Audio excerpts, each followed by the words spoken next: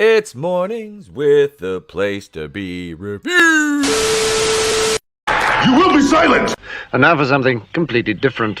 Hello! Hello there! It's a Festivus miracle! Come with me, and you'll be in a world of pure imagination. Take a look, and you'll see into your imagination.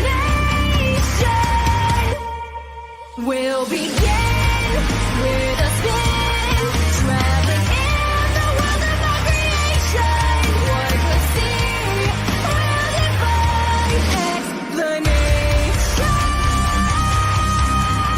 If you wanna view paradise, simply look around and view it. Anything you want to do it. Wanna change the world? There's nothing to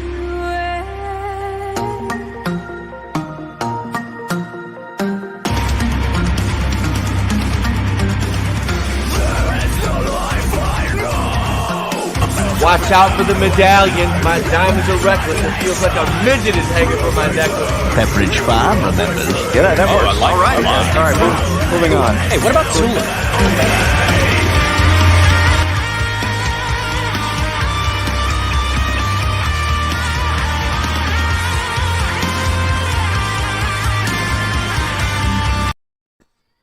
Good morning, everyone. Man, that song just slaps, as the kids say these days. There's never a bad time for some pure imagination by hearing shapes. I'm Itepu Queen of the Place to Be Reviews, right here with all of you. Let me take the cover off. Bam, here I am with my man, my brother, Tony Alec. What's up, bro? Welcome, Tony Tone Deaf, man. Well, I just called you by your name. I don't think I've done that in a long time. Welcome, brother. Welcome. Good morning, everybody. An impromptu morning show today in lieu of a video because I have a lot of stuff to do, and I'm going to spend the day with the boys getting ready to go back to school next Wednesday, I think it is. Something like that. No, Monday. He goes back Monday. So I was like, I've got to, I'm not doing a video today. I was like, I'm not. I can do a stream, hang out with Tony for an hour. We can talk about some fun stuff, and I got to move on with my day. I'm gonna go visit the folks today, and do some other fun stuff with the kid. Probably take him out on the 4-wheeler for a little bit while we're out in the out at the ranch. So yeah, fun. Yeah, man, it'll be a good day. It'll be a good day. He loves going out there.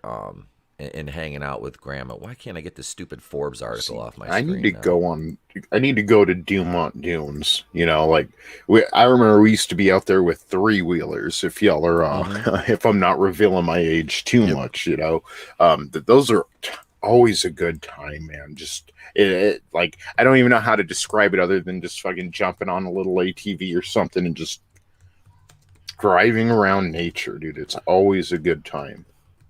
Oh, absolutely. That's the thing, man. Hail, Black Rose Comics in the house. What's up? Brightest day. Hail to you. Oh, brightest day. What's up, man? Let's see. Wait. Morgan says, "Oh, that's what a cover is." I was messing with the YouTube creator thumbnail maker thing.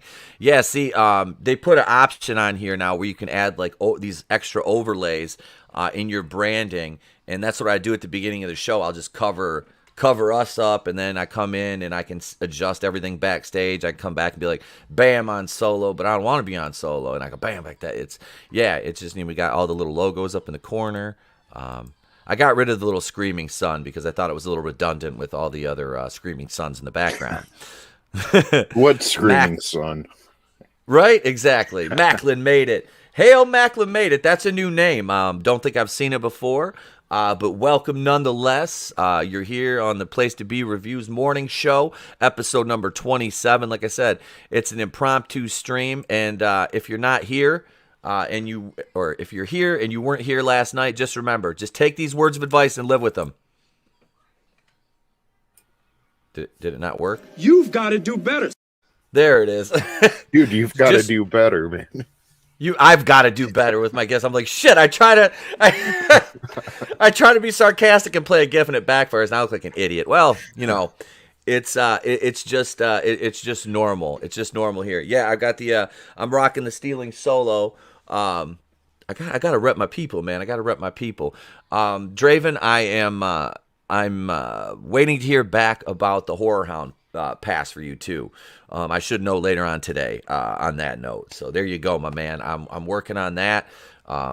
Yeah, Horror Hound's coming up. We are less than a month away. We're 3 weeks away from Horror Hound in Cincinnati. Hot off the heels of Fandomania, Fandom Menace Mania. What was the? It was a Nerdroticon Fandom. I was a little lit by the end of the show last night. Meetup. The Friday Night Tights meetup. There we go. Hell yeah. Yep, and big shout out to everybody who was there, man. Looked like y'all had a blast. I cannot wait for next year because I'm gonna be there. Yeah. I'll bring the People's Medallion with me. I'm gonna have to put that in my 1,000 subs by then. I fucking hope I am. Jesus, I should be at 800 by now, but YouTube has taken so many freaking subs away. Like I was up to 772 or 3 the other day, and I got bumped all the way back to 768. I'm like, did that many people dislike what I said between the High Council and Monday? Jesus, folks. We did the live stream from the bar Saturday night. I wasn't even planning to do that. I was like, I was lit, and I'm like, you know what? Screw it. Let's go live. I'm like, yeah, I wish I could go live. And Phoenix is like, dude, just go through StreamYard. I'm like, oh shit, I can go through StreamYard on Chrome on my phone, and that is exactly what I did. So yeah, we had that was. I was like, if I had a selfie stick, the video would have been longer. But I was, oh shit, look, Tony, look who it is. Nice. Hey! Beware. Hey, Kendo Slice, beware the ruse. God damn it, Kendo.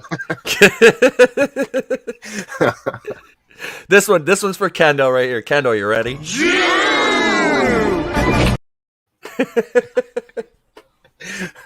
Oh, there you go, brother. Welcome, Kendo, man. How you doing, bro? Let's see. Wait, then we do the DX pose with Drunken Ryan.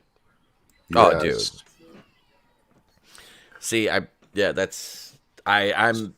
there's so many people I want to meet. Tony's at the top of the list, though. That's it. It's just, Dude, I can't. Number one, I want to meet you too, dude. Like we definitely missed your presence there, and it was felt. I didn't know about the StreamYard thing either. I would have been interviewing people on the strip like fucking months ago, much less streaming at the meetup. So I'm excited about that. oh yeah, dude. I've got to. I want to get a new phone before I go to Horror Hound, or at least like a selfie stick. Yeah. Just so I can. Kendo's being productive at work. That's it, man. That's what you do. You got to be on the YouTube. You know why? When I was just doing the custodian gig at my kid's school before they hired me as a substitute. That's all I did was my earbuds were in, and I was listening to videos. Hey, fat boy. Or the big fat cat's here. Hang on. All right, come here. Hang on. Let me get Big Pussy Soprano here. There he is. There's the fluffy monster this morning. Say hi, Meech. He's a man of few words. There we go. Meech. There's It's Big like Meech. it's too early for this shit. He is. Well, the fat ass will come around here and he'll walk around because, like I said, I've got all my shit set up on like right now in my corner here, and Superfan knows. He's like, that corner you're in looks big. I was like, but he says when I see it, he goes, it's just like it's 2 shelves, like literally DVD shelves, and I'm sitting in the freaking corner here of my living room because, like I said, my wife's in the office and I'm streaming from Wi-Fi, so I can't, I don't have the Ethernet or anything. So it's like if I go to the back of the house, the Wi-Fi signal's weaker. So it's like I got to sit up here. So Meech will jump up on the table that I have my camera on, and if you see my camera shaking, he's headbutting the table right now and doing that thing that cats do, where they like to rub on everything. Yeah. I used to need a decoy keyboard for mine. Like, yeah. Mm-hmm. Well, that's how I got him. He was dumped on my desk at work. They were having a pet drive at our dealership. And one of my buddies that worked there in detail, his wife was like, worked with the animal rescue. And she just brought over a bunch of kittens and set them on my desk. And Meech like ran across my keyboard and then like curled up in my arm as I was typing. I'm like, while the other kittens are running around knocking shit over, I'm like, that's my cat right there. I'm like, you just picked me, dude. You're coming home with me. Mm-hmm. I was like, awesome. he's gangster, and he's done gangster stuff since the time he was a little puffball and I could hold him in the palm of my hand. So, yep, that's it. Kendo says, tell Meech to watch out for the blicks. It's like I've never heard a cat bark before. He does. Let's see here. What else do we have on the docket? All right, so I'm gonna start out with we're gonna talk some Dune here, which we've got, and Tony's provided us with a bunch of topics. The Dune one was the one that I found, and I want to talk about this, even though it's an IndieWire article, and it's Zach Sharf, Zach Sharf is to masculinity what, I don't know, Kool-Aid is to liquor. It doesn't make sense and it doesn't work. But no, this guy, I don't know. He's like one of the most like prevalent writers over there at IndieWire. Like everything written is like him. And he says, Denis Villeneuve can't wait to shoot Dune Part 2 because Zendaya will be the protagonist. Villeneuve is honored he gets to pair the explosive talents of Timothée Chalamet and Zendaya together in Dune. I would have pronounced that Denis Villeneuve. Oh, dude, it took me so long. I know, I was like, Dennis what? Like Villeneuve. That's what I said the first time, and it took me, I had to be corrected so many times on how to pronounce that. It's Denis Villeneuve. Villeneuve? So, yeah, I was like, oh, look at me. I don't speak surrender language. Hey, right now the French are out Americaning the Americans. Yes. If you know what I'm talking about. Yes. Big shout out to our French buddies over there right now doing the damn thing. Hell yeah, risking it all. As I just literally spilled water all over myself trying to take a drink and look at my monitor at the same time. That's the beauty of it right there, ladies and gents. That's the beauty of it. So let's take a look at this article here. So Zendaya, I want to preface this by saying I have nothing against Zendaya. She's talented. She's freaking awesome. She's gorgeous. You know, she was wonderful in. I always go back to The Greatest Showman because she was freaking awesome in that, and not so much in the Spider-Man movies as Dollar Store MJ. And even her music's good, dude. She's talented.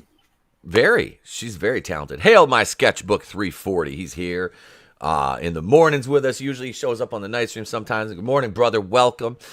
So yeah, we're talking some Dune, and so she's playing Cheney in this. And like I said, man, I haven't seen the first Dune movie in, oh my God, probably since the late 80s, early 90s.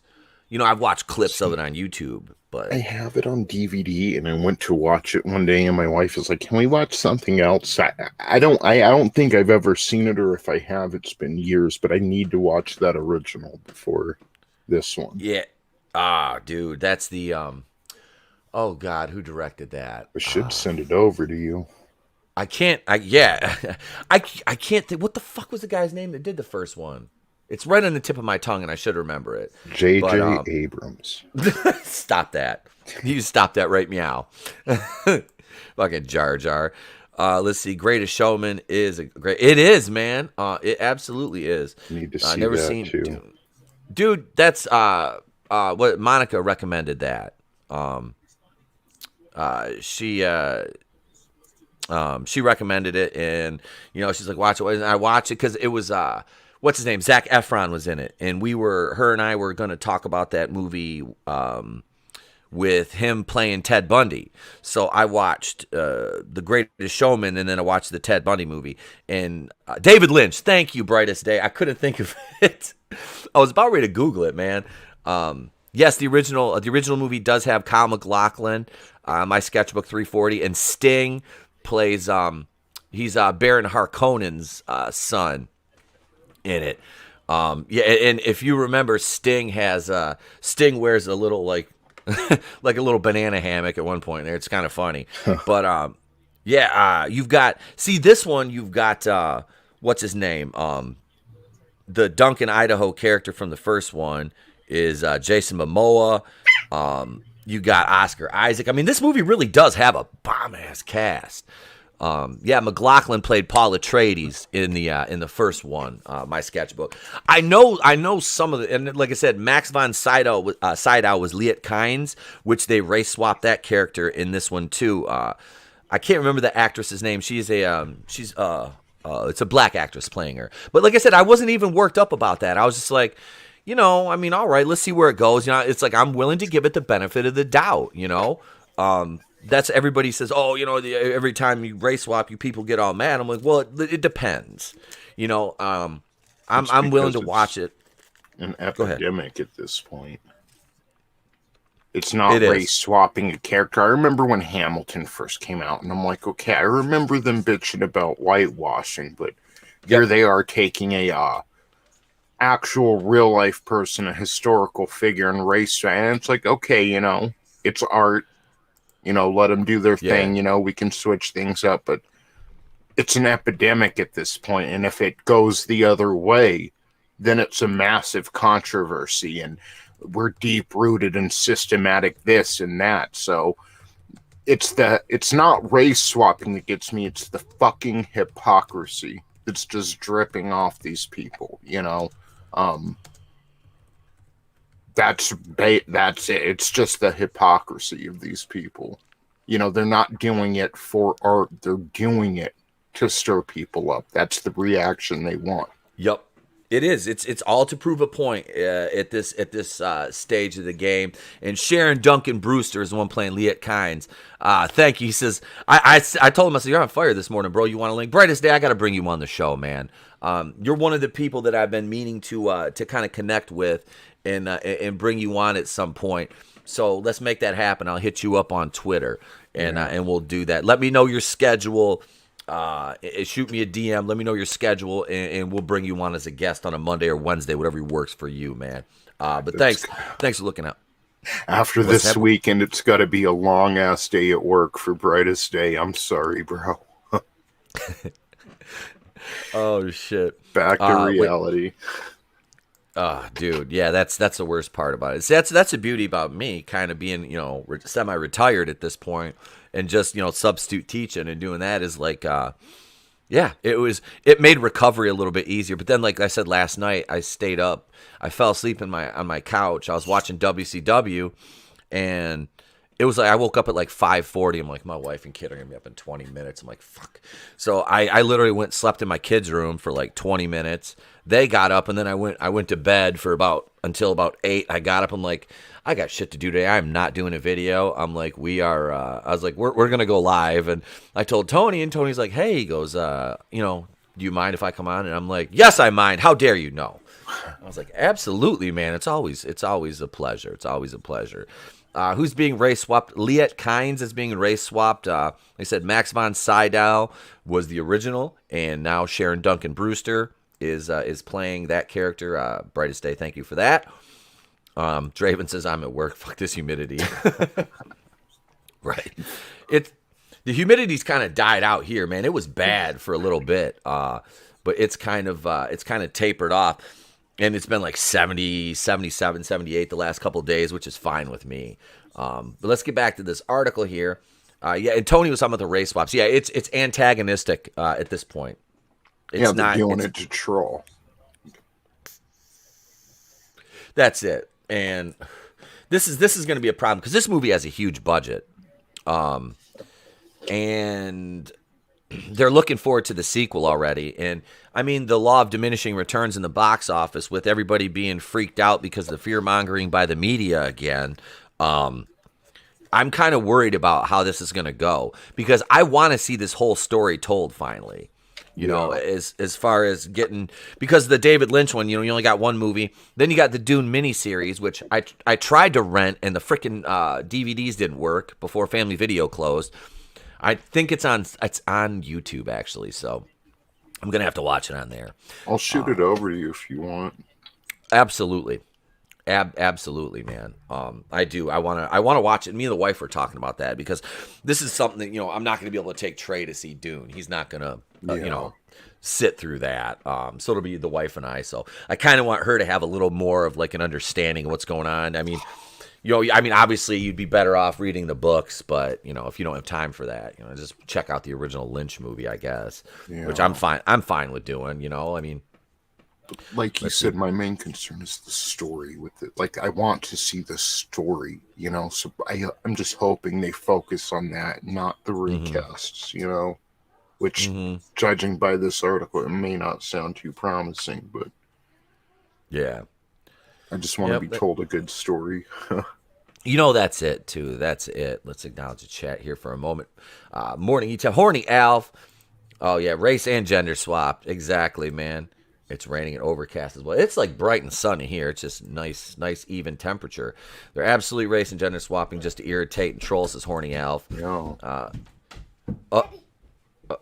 Hang on. I'm What? not here for that. Okay, what? I need you to go outside and get Miss Pearson. I'm in the middle of a live stream, bud. Please. I can't. Just pause it. Come on. Just pause it. It's an online game. Please. Yeah, I can't, buddy. I'm in a big hurry. What? I'm in a big hurry. You're in a big hurry? Well, you're going to have to wait. No, I can't wait. I'm going to get my boots on. You're not running across the street. That's the good thing about Horny Alf, too. You know something's good if he, let's say, responds to it. If it turns him on, then we're all good to go. Right? We use him as the barometer. Yes. That's the barometer. Let's see. Wait, my sketchbook says, but do we know the character is white in the book? Like in The Lord of the Rings, Tolkien actually tells what the races look like. I'm just going off the movie because I've never read the book. I've never read the Dune books. So, Trey, everybody, Trey, my sketchbook and Draven said hello. When he starts showing up as flaccid Alf, you know all hope is lost. Right, that's it. We've got issues there.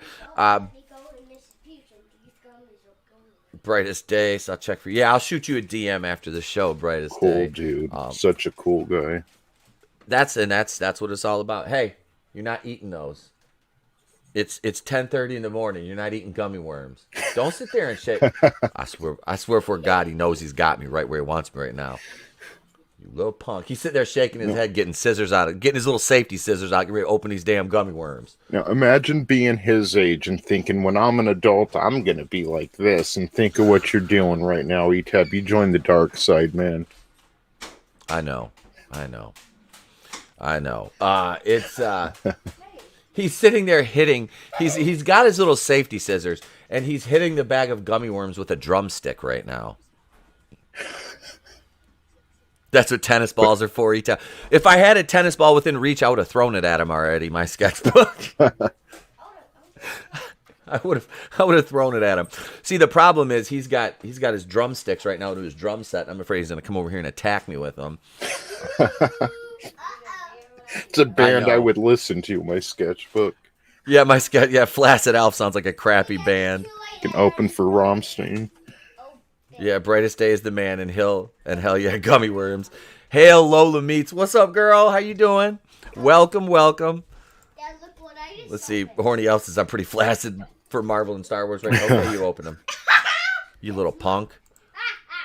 Macklin made it. Says my son will open a ring pop and lick it while looking me in the eye. You need to take your son to church. Zachariah 315. Good morning, y'all. Good morning, Zachariah. Welcome. Macklin made it. You got to keep a cache of things to throw at any given moment. I'm gonna hit him. Let's see. I can throw. Let's see. What movies are throw worthy? The Big Hit, probably. We could throw that. That's a terrible movie. I bought it just for fun, but it's a terrible movie. Let's see. We could throw the Saw trilogy. I could. Could you have me open it? No, I'm gonna eat them now. I'm just gonna open them. You're on camera.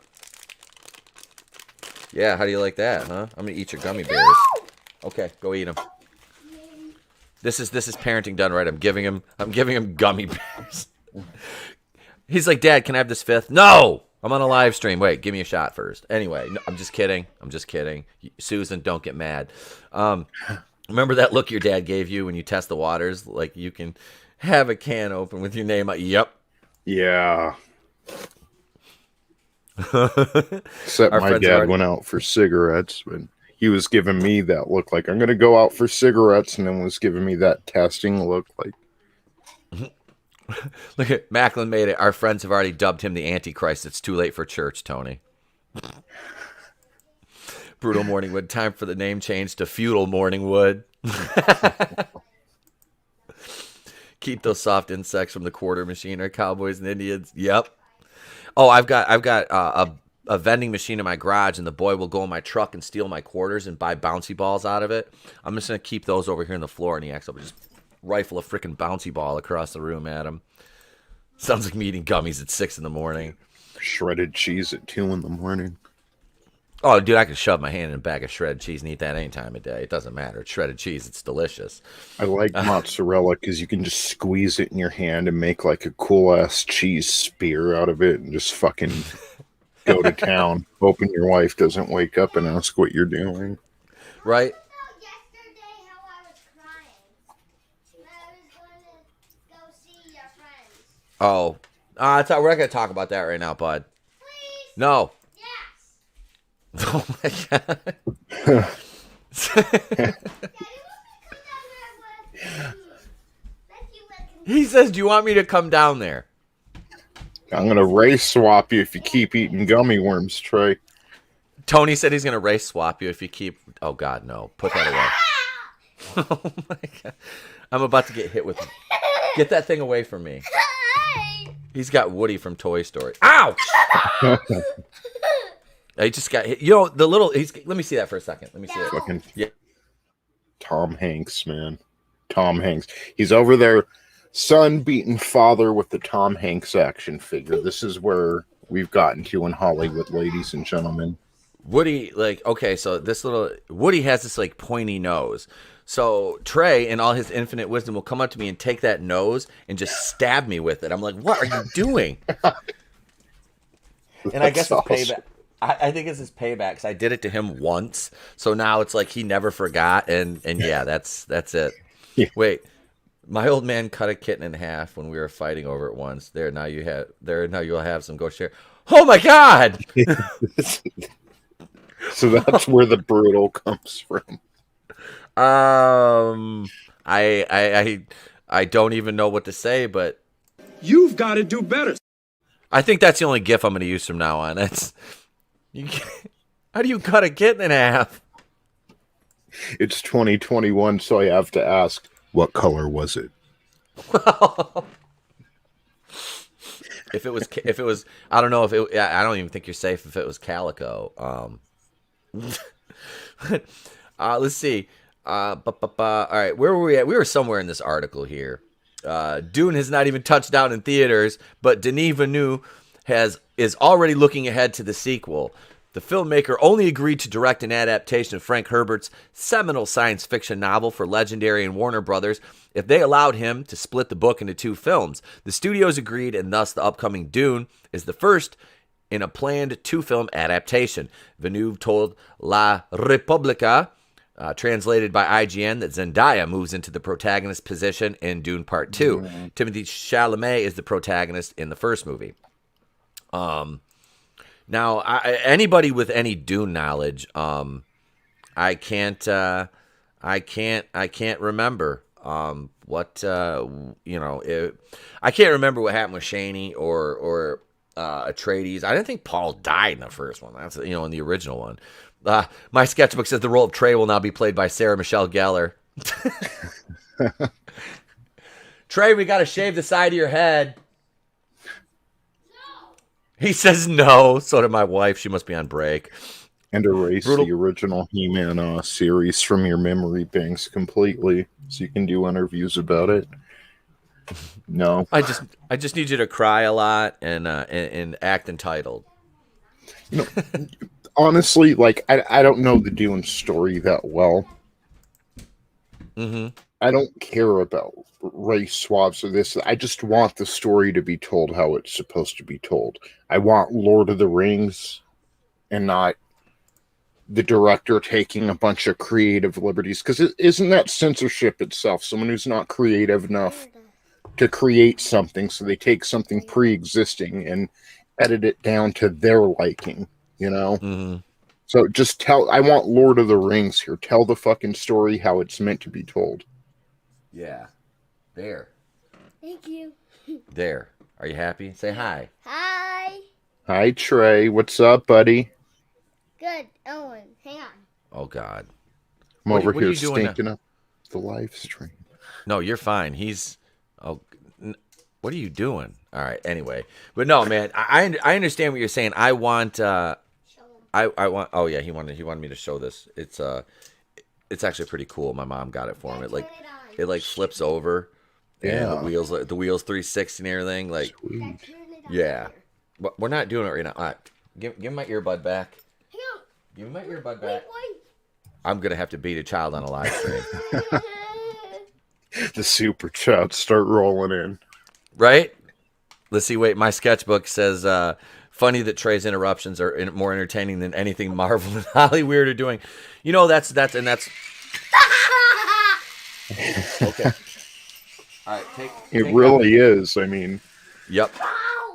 He just ran into the Last Jedi base with a car. He's got somebody got him Snoke's throne room like 2 years ago for Christmas. I mean, it's actually like not a bad place that, you know. Yeah.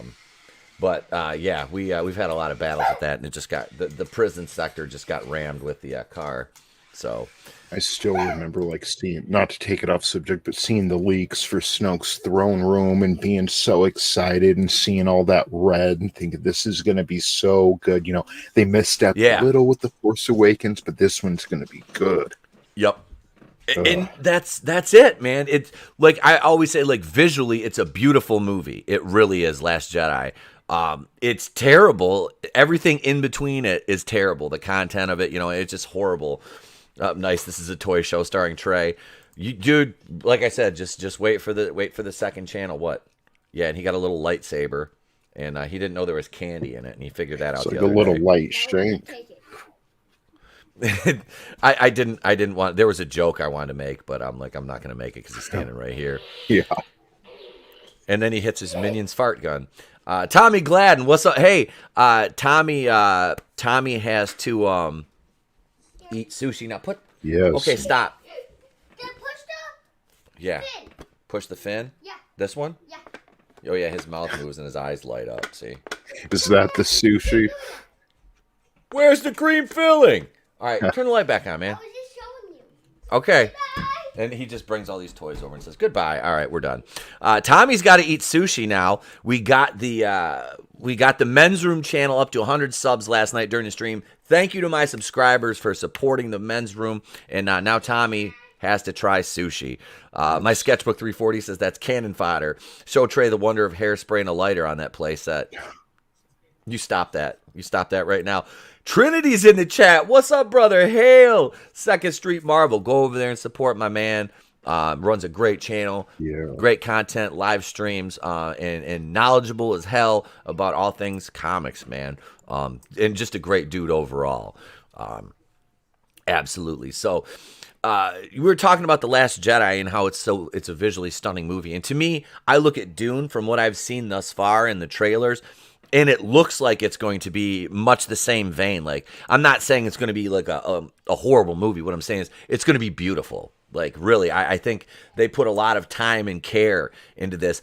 And especially with the, upgraded effects that they can do now as compared to 1984 for this world, it's going to be, I think it's going to be a great movie, honestly. I'm so looking forward to this. And it's supposed to drop, I think, in October. Which October is going to be a big month because Venom 2 unfortunately got pushed back to October. I think it's the 15th or something. But so I'll probably go see that after we go to Horror Hound. Second Street. Trinity says sucks to have a beautifully shot movie that sucks. Yes, it does. Yeah. That was the problem. The Last Jedi could have been like amazing, but when you've got a bunch of idiots like Rian Johnson and Kathleen Kennedy running things, I mean, what do you expect? What did you think was going to happen? Mm-hmm. But when there's no attention paid to story and it's all messaging and failed subversionary attempts, which I hope they don't do with Dune. That's what I'm really hoping for. Chalamet stars in Dune as Paul Atreides, whose family gains possession of the desert planet Arrakis. The planet is home to one of the universe's most valuable resources, a drug called spice that gives users heightened abilities. Owning Arrakis means owning the spice trade, which makes Paul's family a target of the villainous Harkonnen Empire. Zendaya stars as Cheney, a member of the Arrakis natives known as the Fremen. Let's see. So Vanu says, when I did the casting for Chaney's character, I met a lot of actresses. Vanu said, Zendaya wanted to audition, and today, after shooting the film and seeing what a wonderful actress she is, I'm sorry I auditioned her. It was just because I didn't know her. I'm sorry I auditioned her. However, that day she impressed me, and when she left the studio, I knew Chaney was her.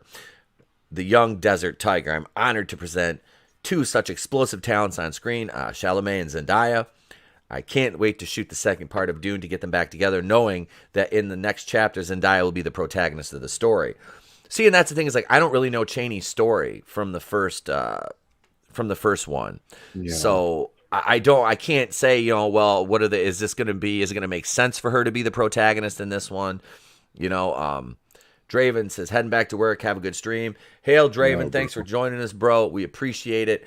And I will let you know as soon as I have some more info about the Horror Hound passes. When Jeff gets back to me, I will let you know. The visual animations for most of the sequel trilogy was great. The story and agenda sucked, and that's the problem.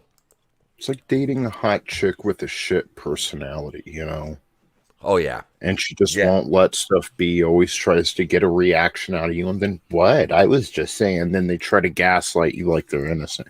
That's the sequel trilogy. Yep. Sucks. At its very best, it was mediocre. Yeah, and the only parts that were really mediocre came in The Force Awakens, and the rest of it was just pure shite. Mm. Last Jedi, like I said, visually beautiful.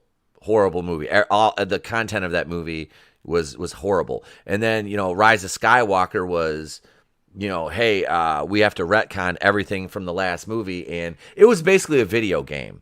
That's what Rise of Skywalker was. It was a video game because everybody was like, this point, collect your item and move forward. Oh, meet your NPC who's going to tell you where to go to the next thing. That's basically what it seemed like to me. There was even a side quest that had no bearing on the end result of the game at all. Yep. We had forced Skype. It was just, it was ridiculous. It was utterly ridiculous, and it was an affront to everything that Star Wars is. I still don't get what they were. It's like, I don't mean to take it off subject, man, but no, I don't want Kylo Ren to be relatable. I don't want him flirting with Rey. He just fucking murdered Han Solo 24 hours before. Fuck that guy. It made no sense. Yeah. Like, why are you trying to humanize this dude who is, he's a murderer. He's a piece of shit. What? I'm sorry, buddy. What did you hope to glean? Like, what did you think that like I said, the last movie was them basically catering to the Reylos with the attempted redemption for Kylo and the kiss with Rey, which was totally out of place. Like, that was so out of place. If anybody should have had a relationship with Rey, it should have been Finn. It really should have been. Yeah. But they botched that when Rian Johnson was like, hey, I've got an idea. Remember that arc we set up with Finn being an important character, possibly a Jedi, a Force sensitive, and what a great opportunity for the representation that they've been so sorely looking for. Here you have a stormtrooper kidnapped at birth, right? Taken at birth, raised to be a stormtrooper, a tool of the Empire, who just happens to be black, and then you get a chance to redeem him, humanize him, make him your protagonist, and Rian Johnson makes him into a bumbling idiot. Like, when you're describing him, I get goosebumps because it's so interesting, and they fucked it up. It was, and it was like, so are you or are you not trying to properly represent people on screen? Like, you had right here in the palm of your hands, and you utterly botched it, and so just miserably. It was pathetic. Like that scene where he comes stumbling out with the bags on him, and all the water squirting everywhere, and he gets tasered by freaking Rose Potato Sack Tico. End of the movie in Last Jedi. He's got a chance for redemption. He's gonna take out the cannon, and Rose stops him. It's like, oh my God! Like every scene with him, I feel like it should have the Curb Your Enthusiasm music being played over it. Like it's just so horrible, and it's like they say they want. Did you say Converse Godzilla was so terrible? No, I didn't say anything about Kong vs. Godzilla. What are you, the Access Media, putting words in my mouth now? You weirdo on Twitter. So you get don't outta like here, Finn, so you must hate Kong versus Godzilla. Like, Yeah, right. Eat your Jello. That scene when he was going to escape, when he was on Maz Kanata, when he was in the bar and he was telling Rey, I was never part of the rebellion. I was a stormtrooper. And he's like, come with me. And he's trying to get her to go. That was such a good scene. Mm-hmm. I mean, that was just such a human scene, the emotion there and them realizing that they're at a crossroads and taking two different paths. And I mean, I couldn't wait to see more of that. And again, like, yeah, I don't know. It's like The Force Awakens was a bunch of false starts, that never went anywhere. Yeah. That's the problem. It's like you have all these things you set up and you did literally nothing with it. Brutal Morning, which they purposely threw them away. Yep. That's it. The only good Star Wars movie is the original trilogy because the pacing was normal. See, I love the prequels. I do. You mean too. Congress was eaten by Godzilla? I love the prequels. I always do. have. I always have. The world building. The world building in the prequels was freaking amazing, dude. Utapau, Kashyyyk, Coruscant. There's so many. Geonosis, man. The planets, the environments, everything was like the planet that I can't think of the name of it offhand. The one that my boo Ayala Sakura got killed on. That planet. The colors, dude, it just popped. It was gorgeous. It was good. It's like I want to see more there. But yeah, I think to kind of bring this back to Dune, I think that we've got an opportunity for some awesome world building because Arrakis, even though it's a desert planet, you've got these huge ass sandworms.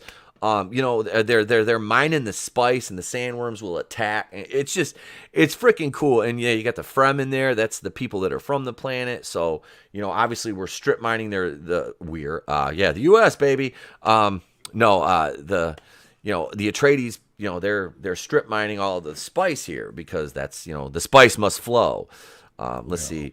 The prequels only make sense with the Clone Wars added on. They have too much story to tell in 3 movies. That was a problem. I still haven't seen all the Clone Wars animated series, though. I'm slowly trying to make my way through that. I think it might have helped, like, just in my opinion, if episode 1 wasn't a little Anakin, if it would have started episode 1 around where Attack of the Clones actually started, and you just, only had one actor playing Anakin, and you could just, he's a Padawan, he's just, I didn't need to see all that on Tatooine, and I like episode 1, but I just think it might have been smoother had we just focused more on that aspect of his life, because it's like we lost a whole movie of what could have been, more progression towards the dark side, I guess. And that's it. I wish we would have gotten Darth Plagueis involved in there. You know what I mean? I wanted that. I love the Phantom Menace because it's the foundation for the house. I do think it would have been a little better served, or it should have been. There should have been a 4th movie for the prequels. Honestly, you could have done that 4 movies and then got your whole story in. You start with Plagueis and Palpatine, and then move into Anakin, and then so on and so forth. I think. I feel like the Phantom Menace could have almost been a better animated movie that was added on after the fact. With the pod racing and everything, that would have been really good in animation, and just child Anakin and Jar Jar acting goofy, and then The more Yeah. serious stuff could have been live action.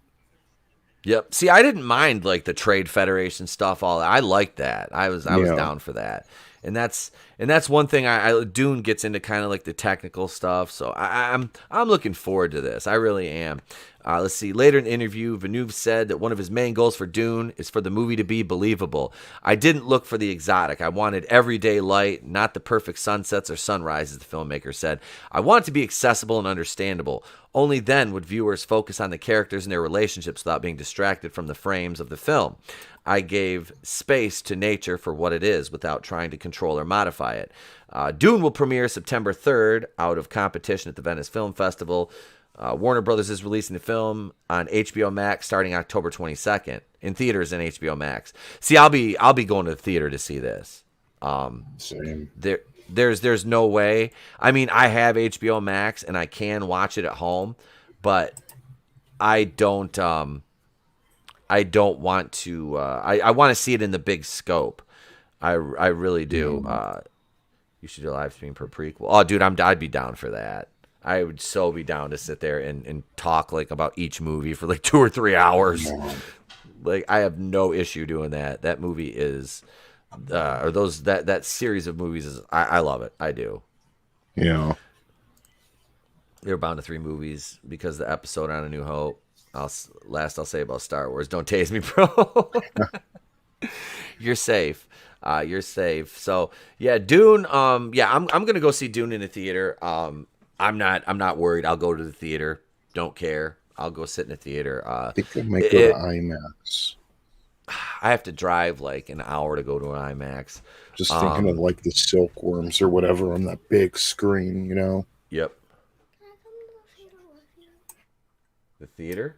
You can go see. Well, I'll take you to see Shang-Chi, not Dune. You wouldn't like Dune. You know, Free Guy. Yeah. I don't know. Is that rated R?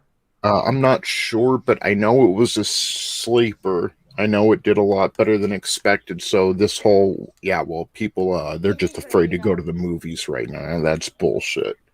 Yeah. If the movie's good, they're going to go. Yeah, maybe I shouldn't have said BS to Trey right there, but he doesn't have the earbuds in. We're good. I mean, Free Guy is proof people aren't worried about going and sitting in a theater. Only the maniacal crowd on Twitter who we keep saying don't listen to these people. Yeah, they're the ones worried about it. Yep, that's it, man. They're the ones that are, and it's ridiculous, man. This is fear mongering and propaganda level like Omega right now. It is, yeah. They've hit tilt on the propaganda meter with this, and it's like, no, I'm gonna go sit in the theater. I'm good. If I want to go out to a restaurant, I'm gonna go sit in a restaurant. If I want to go to dude, I was in a bar Saturday night with Phoenix and Adam, and we're sitting there, and it's a narrow bar, right? And this dude just comes walking by. He's like, "Hey, what's up, man?" Just puts his arm around me, like, "Hey, what's up, brother?" Just talking. Comes over, he's got his drink, toast, and walks away. And then the rest of the night, he just, he was walking around everybody in the bar. "What's up?" Just like, dude, you're around people, And I was at a convention all week, Saturday. People packed in. It's like, if I'm fine after that, then trust me. You know what I mean? Because people came from everywhere for this. And I mean, are you not entertained? It's funny how, they only worry about certain types of events, spreading the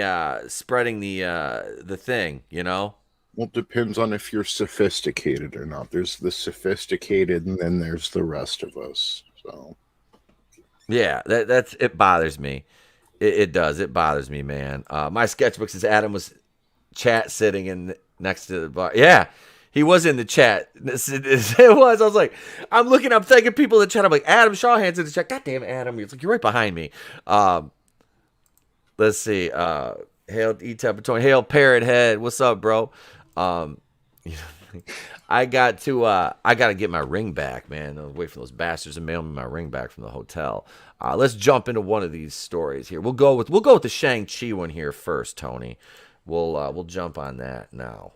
sweet. Are you going to go see Shang-Chi? Man, I want to go. I like going to the movies and watching good movies. I like it. Going with my wife, getting a big tub of popcorn.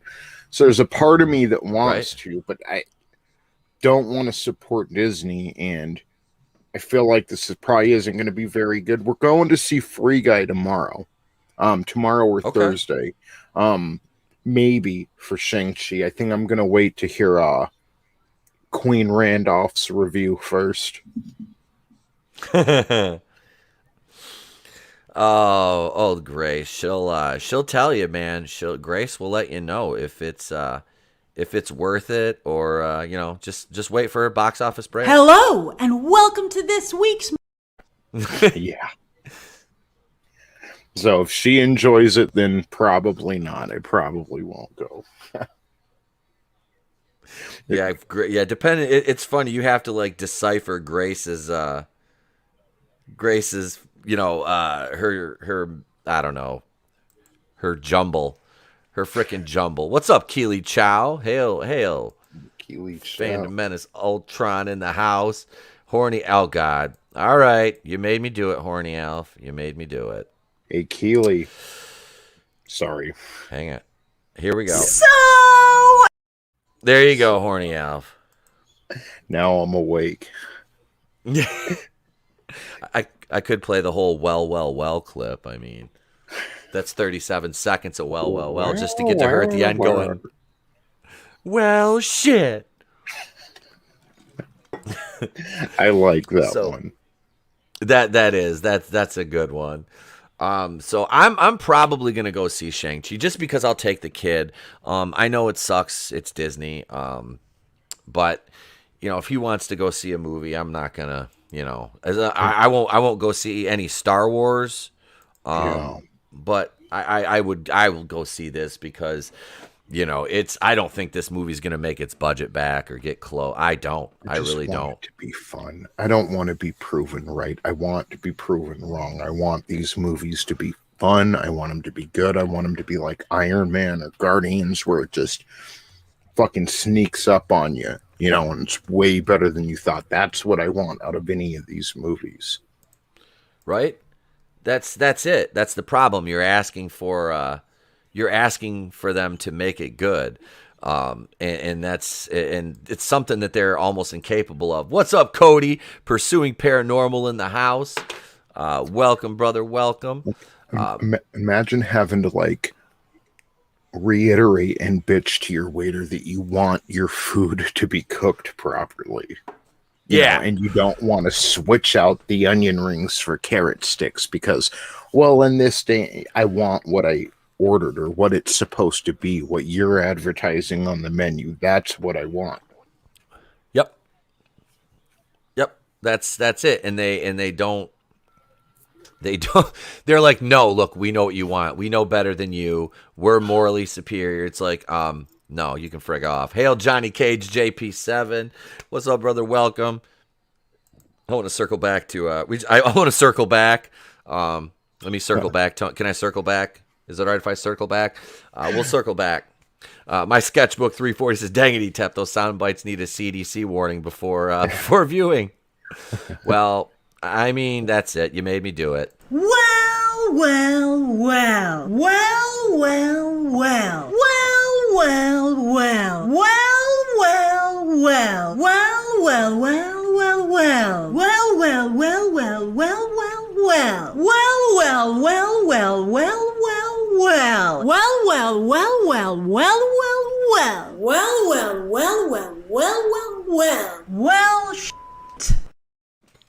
That was her reaction when Heimdall died in Infinity War. Yep. In the theater. Johnny Cage says, Jesus Christ. He won't even save you from grace. He won't. He can't save you from grace. I'm just going to keep giving you Grace Randolph like this. That's good. That's me feeding y'all Grace Randolph gifts right there. Take it. I'm just kidding, folks. I'm just kidding. And meanwhile, the chat's like this.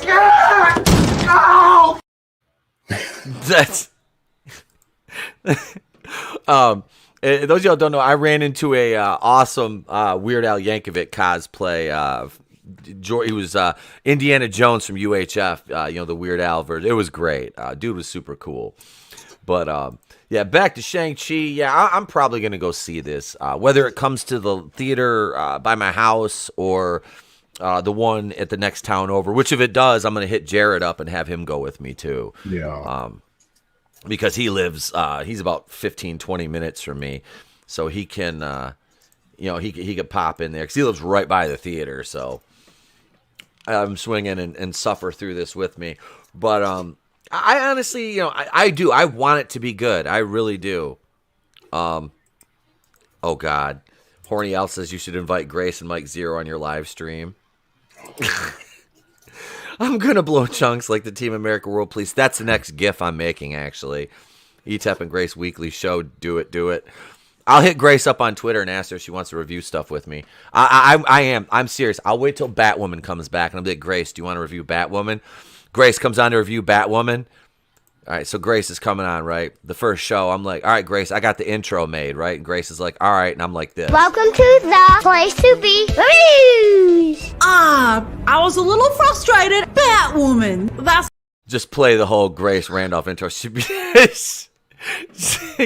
I would love to see the look on her face, just on her camera, her reaction to that. Like, I'm gonna tag her in my Batwoman reviews too. I have not done that yet, but yeah, it would be, oh my God, it would be freaking. Can you imagine, like, I don't even know what she'd say. She'd probably, I don't know. I think it'd be she'd fucking like great. the abuse. You know what? Odds are I think she would too, because she'd be like, you're such a toxic male. Please, Daddy, can I have another? Yeah. I'd be like, hey, yes, you can. Come here, stroke face. Shades, 50 Shades of Grey energy going on. Uh-huh. Johnny Cage. Damn it, how many of those do you have? Let's see. I got to move hello and welcome Grace up to the other Grace gifts. So we have right now. hello. Whoops. That was an accident. We have weird. 1, 2, 3, 4, 5. This one says. That's 6. And the Batwoman intro makes it 7. 7 Grace Randolph gifts. Dude, she'll straight shank you. She came after Campia really hard. He called her a weirdo. Well, that's fucking campy, huh? I know. Campia's so as fuck, though, for real. He is so as fuck. Shang-Chi. So, all right, no more Grace. I promise, no more Grace until I decide to hit the button again. At long last, Marvel Studios' Shang-Chi and the Legend. I don't know if at long last is the best way to start an article about Shang-Chi. Were people clamoring for Marvel's Bruce Lee? Because I'd never heard of Shang-Chi before Kevin Feige was like, Shang-Chi! I'm like, who? Yeah. And of course they're ungrateful. Like, he makes a movie for Asian representation, and it's always something. Now they're complaining that the marketing isn't enough, or this or that. It's never enough for these people. They said the dude was too ugly. Yeah. China basically said he doesn't meet their standards of, like, what they consider attractive. It's like, so not only are you not taking this movie out of spite to Disney, but now you're just calling the dude ugly. It's like, damn. Yeah. They're just beating this poor cat up. Like, and I guess he's funny. Like I said, I guess he's funny as hell too. He's in, like, Jeff was telling me about it, and other people too have told me about this show he's on. He's Canadian, I think. Yeah. Yeah, and he's actually funny. So it's like, all right, but apparently the Chinese don't care. They're like, but China, he's funny. All of a sudden, China turns into the critical drinker. They're like, don't care. It's like, well, fuck you then, China. That's what China's known for, is their great sense of humor. So I'm sure they factor that in. Oh, God. Johnny Cage says maybe he just looks too much like their president. Yeah. Well. Wait, God damn it. If Does he look too much like their president, Grace? But that's not the case here. Well, shit. Well, shit, Grace. Sorry, bud. Let's see. So at long last, Shang-Chi and the Legend of the Ten Rings has held its Hollywood premiere, and it's already garnering extremely positive reviews from those in attendance at Tinseltown's El Captain, or is that supposed to be El Capitan Theater Capitan. Monday night. I'm going to go, do I have to be like Ivan Ortega? And I'll be like, hello, El Capitan. I just know it's one of the major streets out here. You know better than I, sir. Theater on Monday night. While official reviews aren't due out for another week or so, Disney allowed those in attendance to share their spoiler-free thoughts on social media in an attempt to generate some hype for the movie. Still over 2 weeks from release, hype shall be had because the reactions pouring in are overwhelmingly positive. Shang-Chi is a movie that ended up on a Wouldn't It Be Great list, where wouldn't it be great if we could do this as a movie? Probably 20 years ago, Marvel Studios head Kevin Feige previously told Rotten Tomatoes, it's a great story of a young man who realizes his father is essentially one of the world's greatest supervillains and one of the world's greatest criminals. How do you process that? And how do you deal with that as a child? How do you evolve beyond that? This is Brandon Davis. Shang-Chi is awesome. The movie hits all the Marvel, does well, pacing, humor, character, and adds action like we've never seen from the MCU before. I have a hard time believing that. Yeah. That it's action we've never seen before. I really do. I've seen like intergalactic armies rush each other over the Infinity Stones. So Yeah. I'm whatever they're selling. I'm not buying. Wait, did Trey just pull a Captain America language? Yes, he did. He does that every time. Yeah, he gets mad at me, so I try. Like I said, it's kind of difficult. He's sitting right in the den right now, so he can hear me. Darker than expected, loads of fun. Integral to MCU Phase 4. Integral. I don't know. How do you say it? Do you say integral or integral? probably integral, even though I think I've heard it pronounced the other way. I just try to avoid that word. It seems a little pompous to me. That's why I'm just going to start using it. The Illuminati, Shang-Chi is the perfect balance of fun, heart, and action. And when I say action, I mean jaw-dropping action. At Simu Liu is the perfect addition to the MCU. I don't know. Like I said, where's Sonic? I'm waiting for Sonic to come running through there and take the rings from him. Yeah. And what's integral to Phase 4? Like, it's a mess right now. It's at best, like Star Wars, the sequel trilogy, it's at best mediocre. So, I mean, what does integral to Phase 4 really mean? Is it As that calls it Phase 4? Yeah. It's... Ugh. Yeah, everything in Phase 4 has been cringy as hell so far. Like, it really has. Like, Black Widow wasn't horrible, okay? I think they automatically think I, poo-pooed the movie completely. I didn't. It was okay. It just wasn't great. You know what I mean? Like, it had its moments, but, the ending where she's smashing her, it's like she would die. She would die from that because that drives your It's so stupid. It was just like cartilage in your brain. Yeah, then your brain fluid is leaking out. It's just Again, that's the dumbest way I can think of to sever a nerve. How did you know it? Like, have you not been hit in the head before during any of these fight scenes? And why didn't it sever any nerves then? It just right. It's weird. Like, you bang your head on the table and it severs a nerve. It just seems like you're leaving too much to chance at that point. It would have made more sense for her to sever the nerve beforehand and then just play along for a little bit, before surprising him. Hey, I'm not under your control. I can't hurt you, or just whatever, Mm-hmm. It just, I don't know. It wasn't written very well. No, and like I said, you made the Red Room into freaking Bespin. right? I mean, that was pathetic. It was truly pathetic. Yeah. I mean, like I said, I don't want this movie to be bad. I don't want people. That's the thing, is like I get called a hater in that MCU group all the time, and it's like, no, I'm not a hater. I'm not a shill. I'm not gonna automatically just blow my load over every freaking thing that Marvel does. You know, I hate that. These people are like, you're just not a good fan. Blah blah blah. I'm like, wait, I'm not what? What? Like, I don't. It's ridiculous. The nose brain stab has been debunked and don't happen, but the force of a blow can kill. Okay. What? What do you need? Can you give me something to eat? Yeah, hey, there's a pouch in the fridge. I don't want a pouch. Okay. Hey, Tony, you want to take over for just a second? I'll be right back. Sure thing. So, as far as Shang-Chi goes, I don't know. What do you guys think in the chat? I think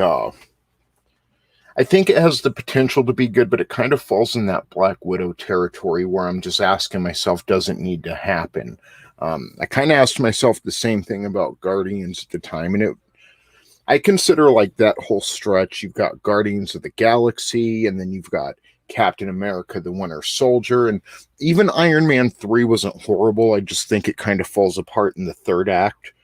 But I did enjoy the beginning and middle of that movie and what it brought. But I kind of consider that the peak of the MCU. And they really need to change the trajectory of where interest is headed. Because, there's always going to be a drop-off after Endgame. They built up to a culmination, paid a lot of stuff off. In a way, they completed a lot of storylines, and that's kind of interesting with Kang. They left that one little thread of Loki escaping, so they can go on to tell that story. But we really need to change the trajectory, because right now it feels like everything is kind of just going downhill. And on top of that, Kevin Feige's hitting that point of success where he thinks, well, I'm going to start telling the fans what they're going to enjoy, and that never works, whether it's in professional wrestling and Hollywood.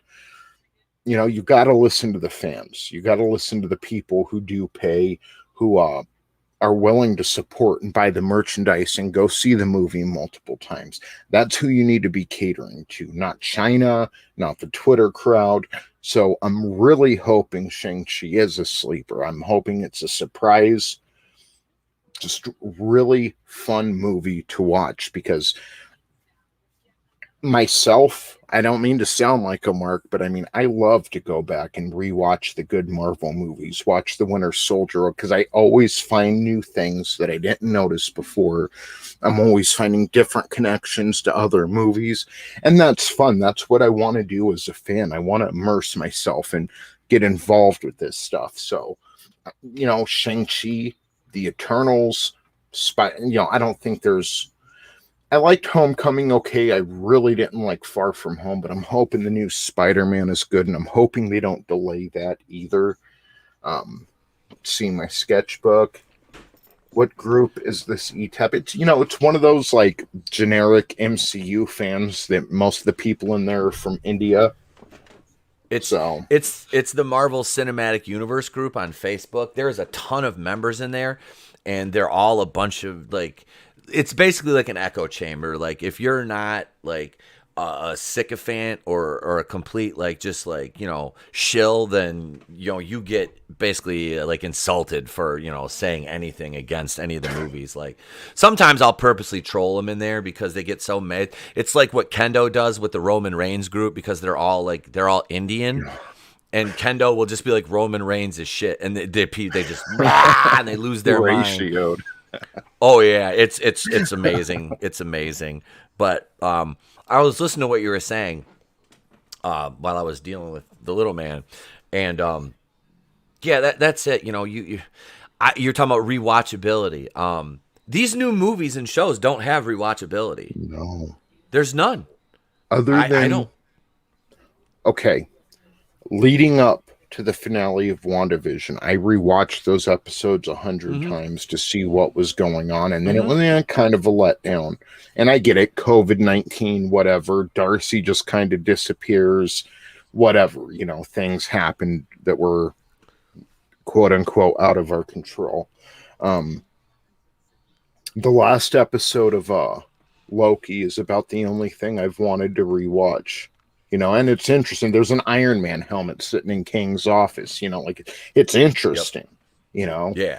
But the rest of the show wasn't very good. So I hope Marvel can get back on that track, because I don't want to see him fail. I really don't. I want to see him tell good stories. I love the Marvel universe, and I always have. I grew up watching Spider-Man and X-Men, and we need good stories. Absolutely. It is. And I was watching the 1981 Spider-Man, not Spider-Man and His Amazing Friends, just Spider-Man the other day. And, those episodes, while the plots aren't very complex, they're fun. It's like, this is who Spider-Man is. And it's like not what we're getting now. But if you say that now in that MCU group on Facebook, man, the people just like, you just don't know what you're talking about. Well, Spider-Man, and then you get the people, the basic, the meme, the guys like, actually, that's you get a lot of those type. Stop. You get a lot of those type. Faith in everything, in your entertainment and your leaders. Stop having blind faith in everything, and hold a little more confidence in yourself to be able to question things. Don't throw yourself at the mercy of anything. Yes. Don't. That's what people do. They're so willing to just offer themselves up completely to something, and there's little to no return on investment. It's like, what are you doing? Like, what? That's the hill of all the hills that you could die on. That's the hill you choose. Yes. And then you look at the rest, and it's like, I look at the people who insult me, and then because I'll say shit. I'll be like, okay, so I'm supposed to take you seriously when this is the kind of shit that you spew, It's funny, man, because then they're like, oh, you're stalking my page. I'm like, no, I want to see who is insulting me, and don't tell me you didn't do the same thing, and then it's like, you look at these people and they're just the biggest like extremists. You know what I mean? But I don't like a movie and I get called a misogynist. And speaking of that, my sketchbook 340 says, you're basically trolling foreigners, ETEP, you disgusting bigot. I want to reply to his... Sorry, dude.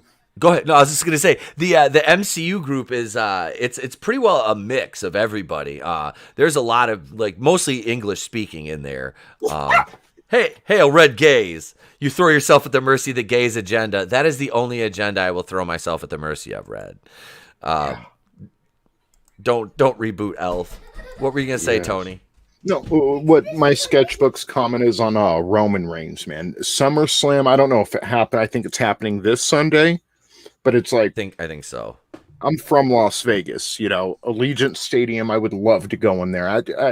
I've never been to any of the big WWE shows as far as SummerSlam, Royal Rumble, WrestleMania, Survivor Series. So they are having SummerSlam here. I've never been to an arena wrestling, well, like the smaller arenas, but not a stadium wrestling show. So I would really, really like to go to SummerSlam. And I'm telling you, and I even heard his heel turn and his whole run with Paul Heyman is actually pretty good. They've ruined Roman Reigns. He just has that corporate Vince McMahon stench on him now. So they're using him in all the marketing and promotions, and it's literally that's keeping me from buying tickets to it. I don't care about any of the wrestlers they're showing me anymore, They've just... Yeah. Because Vince McMahon doesn't want any of the wrestlers to get bigger than the brand, and I don't want them going off to Hollywood and actually, supporting themselves without slowly killing themselves. So I just don't have any interest in any of the wrestlers they have to offer, even though they're more than talented. I know there's a massive glass ceiling problem in the WWE right now, and I can't waste my time on it anymore. I can't. I don't blame you. That's why I quit watching it, man. That's why I quit watching. All right, say hi to Red. Hi, Red. Come here. He's in the chat. Say the line. Well, No. I mean, diarrhea, cha-cha-cha. He's even got the whole Jason thing. The Jason mask was laying here from the other day still when I had the Chinese hat on and the Jason mask with smoke rolling out of it on Friday the 13th. So yeah. Diarrhea. Yeah, do that. Go diarrhea. Diarrhea. All right, say goodbye, buddy. Bye, guys. Let me have my Bye, earbuds. Trey. Bye. See you tomorrow. Wait, are we doing a morning show tomorrow, Trey? Oh, he says yeah. But no, dude, I know what you're talking about with Vince, and that's the problem. Oh, he did. I'm sure you heard that. Did you hear that? He threw his hockey mask and it hit his cymbal on his drums. Yeah, Vince is the new Ted Turner in my sketchbook. Yeah, I can't.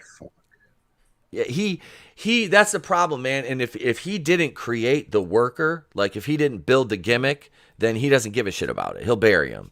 He'll bury him because it's not his, and nothing can be better than what Vince did. Let's see. One of the reasons Jericho ended up leaving, because it's like on the biggest stage on WrestleMania, he had Jericho job out to Fandango, who after that isn't taken seriously. Like, that's fucking insulting to not just Chris Jericho, but to his fans. It's fucking, it's not funny anymore. Vince, I understand he does things to cater to himself and to amuse his own sense of humor, but it's not fucking funny anymore. And if it wasn't for, let's say, Fox signing him for SmackDown, they wouldn't be very successful. It's just gotten so bad.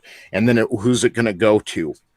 Stephanie and Triple H, two people that are willing to burn the entire fucking industry down just to brighten their own stars. So the future for WWE, it just doesn't look very well. So as much as I'd like to, go see SummerSlam and check out the new stadium that my tax dollars paid for, that we weren't allowed in for the first year of its opening, I just can't do it, man. I can't. I'll go see Garth Brooks or someone when they come to the stadium, actually be entertained. As silly as that may sound, I've seen him live, and I'm not a country music fan. You know that. That man puts on a show. Yeah. And I look at him. He's more at this point in his career. He's not just a country artist. It's like he's transcended just being a country artist. He's just a performer now. He's a mega star. Yeah. Oh, he did 3 shows in one night in Grand Rapids. At the Van Andel. He started at 7 o'clock, and the last concert ended at 3 in the morning, I think. Back to back shows. Yeah, dude, he's 55, 56 years old. Yeah. What I would go to Allegiant Stadium for is when Red Gage shows up for his one-man show where he's going to read through the entire Sunsworn saga. Call me when that happens. I'll pay front row for that. Yes.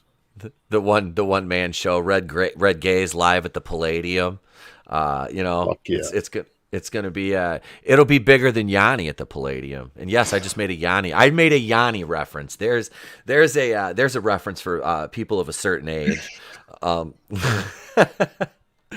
Oh, my sketchbook says, yeah, Cody and AEW isn't doing much better. I want to go back to his other comment, though. He said, if you want to talk about a person who ruined your childhood, look straight at Vince McMahon.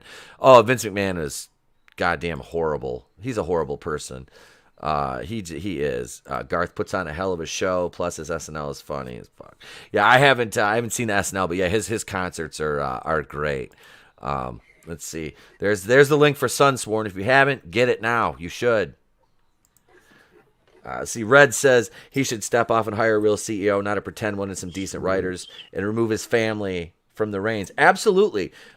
Triple H is a douche. He is. He's still salty because he was never as good as The Rock and Stone Cold. I don't care what you say about Triple H. I don't care. People try to build him up like he was, in that. He was never in their league. Yeah. Shawn Michaels was. Yes. Shawn Michaels was. Shawn Michaels belonged there. Triple H is that like semi-talented guy that is like puts himself in the right position so he gives off the illusion that he belongs there, but he didn't. Yeah. He didn't. Gaze says his one-man show is happening in 2037. Parrothead said, Gaze does grace, coming soon. Oh, it says, yeah, but which one of y'all will throw y'all's underwear and hotel key card? I'll throw my drawers at him. I'll throw my drawers at Gaze. When Triple H, like, dude, when him and Undertaker were wrestling at WrestleMania, this is years ago now, he's like, we're the last of the outlaws. Like, dude, you're in charge of these talent now. You don't fucking burn them down and make you look good. And he's calling Daniel Bryan a B-plus player. That's all projection, dude. You were the B-plus player. You were trailing behind The Rock. You were trailing behind Steve Austin, The Undertaker. He fucking goes out there and talks to The Undertaker like they're anywhere near the same level. Yep. No. It's much the same way. Like, look back to the days of the Click. And okay, so the Click was Hall, Nash, Hunter and Michaels. To me, it was the Rat Pack. It was Hall, Nash, Michaels, and Triple H was basically what's his name, Peter Lorre. Yeah, he's carrying the bags. Yep, he was. I forgot Sammy Davis, but yeah, Triple H was nothing more than Peter Lorre, just carrying the bags and then saying, "Look, I'm part of the group. I'm part of the group." Triple H is a nice guy on the real, but not business wise. He always needs some work. Yeah, off game fan, absolutely. I'm sure he acts nice, but I'm sorry, what he's done to the industry isn't nice. Yep. And a lot of people blame Vince McMahon's senility or whatever. However, it's Triple H is a big fucking part of that. He's a big fucking part of that. Like, I don't know. Mm-hmm. Yep. This is how Triple H's career has gone, and my sketchbook just laid it out. First the Click, then just Shawn and DX, then the new DX, and then Stephanie. That's how he's gleaned his popularity. And I would honestly, like, looking back to, like, say 2001, Kurt Angle was more over than him. Like, during his most of his career, Angle was Continental run, dude. He was on fire. Angle was a freaking beast. Natural. Yes, that's the thing, and Triple H, Jericho was more, that's the thing. Triple H couldn't even carry Chris Jericho's bag, as far as I'm concerned. Yeah. He did, and that's him calling himself an outlaw. That's the CEO of the company trying to hang out with the guys in shipping and receiving and acting like he's one of them. Yes. Yeah. Yeah. It doesn't, dude, shut up. You're like third in charge in the entire company. Like, you're not an outlaw at that point. You're the establishment, bro. Like, them outlaw days were over the second you got with Stephanie. That's about when they reunited DX. Like, really? Like, he's not anti-establishment anymore. Yeah, my sketchbook's right. He says he also tried to tank The Rock when Rock turned face. Yep, that's another one. I saw No Way Out 2001 live in person, the 3 stages of hell match with Steve Austin. Yeah. What he did to Steve Austin and what Vince did to Steve, I would have been pretty pissed off if I was Stone Cold too, because they put him through this long ass angle with absolutely no payoff. Triple H beats him clean in the middle of the ring for the 3 stages of hell match. Okay, because his whole plan was to dampen Steve Austin down so then he could himself turn face later that year at SummerSlam and become the #1 face of the company. And thank God he tore his fucking quad. And Jericho just kept him in that walls of Jericho. But that was all politics. He was trying to dampen Steve Austin's star to brighten his own. And that was such a shit time in wrestling. Like, wrestling as a whole was on fire back then. But I mean, I saw this coming. I saw the stagnicity, whatever. I saw wrestling going downhill because Steve Austin needed to win that fucking match. And it's, so we could turn him heel at WrestleMania. What the failed heel turn when the dude was on fucking fire as a baby Yep. face. Like, just, it's so bad, dude. So many missteps started occurring once Triple H got into a position of power, because for a while WWF couldn't take a wrong turn. No. I mean, they were on fire. Yep. And that's the caveat, though, to taking somebody like Steve Austin and trying to turn him heel. It's a slippery slope when you take, the guy that, he was over as a face because he opposed everything that the corporation and Vince McMahon stood for, Yeah. And yeah, my sketchbook, you're absolutely right. He did try to tank The Rock when The Rock came back as a face. I believe that was after he filmed, was it Be Cool? Or Walking Mummy Tall. or Walking Tall, or one of those early 2000s movies. yeah. But yeah, that's the thing he mentioned about Jericho with the unified belts. Yeah, Jericho was supposed to be like that. And then, yeah, Triple H, of course. No, well, look, here's what we're going to do. Him and Vince got together. And, yeah, that whole thing, it's like, oh, my God. Like, yeah. And the DX thing, yeah, the DX reunion was horrible. Because it's like, yeah, you're the farthest thing from anti-establishment. You're going out and doing your DX thing, and the next thing you do, you're sitting back in the gorilla position, talking to Vince. Yeah. Lex Luger's still better. Oh, Gaze's comment is great. let's see. Just like McCain being called a maverick. Yeah. Can I say, because Johnny Cage mentioned CM Punk, CM Punk is the perfect example of that. The Summer of Punk, he's on fire, and Triple H had to step in and beat him, and then had to bring Kevin Nash in, which CM Punk annihilated Kevin Nash on the mic one night. I remember Kevin Nash was fucking red in the face, pissed off, but they had to bring in Kevin Nash to beat him too, to like prove a point. And it's like shit like that is destroying the industry easily. Oh yeah, you can't.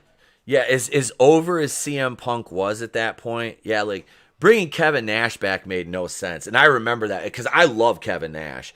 But yeah, it was like, dude, it's over. When Triple H beat him in the ring, I was fucking like, I'm done with this shit. Like, no one will ever get over because of this man. Yep, when he went over on Nash, yeah, I was like, dude, you're just doing this as it's still a shot at WCW. And that was like, look at when he beat Sting at WrestleMania. That's another one. He had to beat CM Punk when CM Punk was on fire. He had to beat Sting when Sting's coming into the WWE. Fuck that guy. Fuck him, dude. Well, that dumbass, what was the moron that did the, oh God, I can't think of his name. He did a dual gimmick. What was Foley? he? No. The dude that injured Sting, was it Rollins? Rollins. Yeah. And was it Rollins or Finn Balor? No, it was Seth Rollins that injured Sting. Rollins injured Finn Balor. And then he's Sting. So Sting's already old, and then he gets injured by Seth Rollins, who's another idiot. And I mean, I remember Seth Rollins as Tyler Black in Ring of Honor. I met him in Kalkaska, Michigan. And at that point, I was bigger than him. I'm like, and he's not even that big of a guy. He's only about 225 pounds. He's like 6'2", 6'3", 225. He's not a big dude. Rollins is the male Nia Jax. Exactly. Just dangerous in the ring. He's horrible. Yeah. He's unsafe as hell. It started when The Rock went by the People's Champ. After Austin was out for surgery, it was the McMahon-Helmsley era. Yep. God. I'd like to have a drink with Austin in private. Every time he mentions China, he won't talk about Hunter in the same breath. He knows she was... yeah, dude. That broke my heart because I loved China. I always thought she was awesome. Sad ending for her. Yep.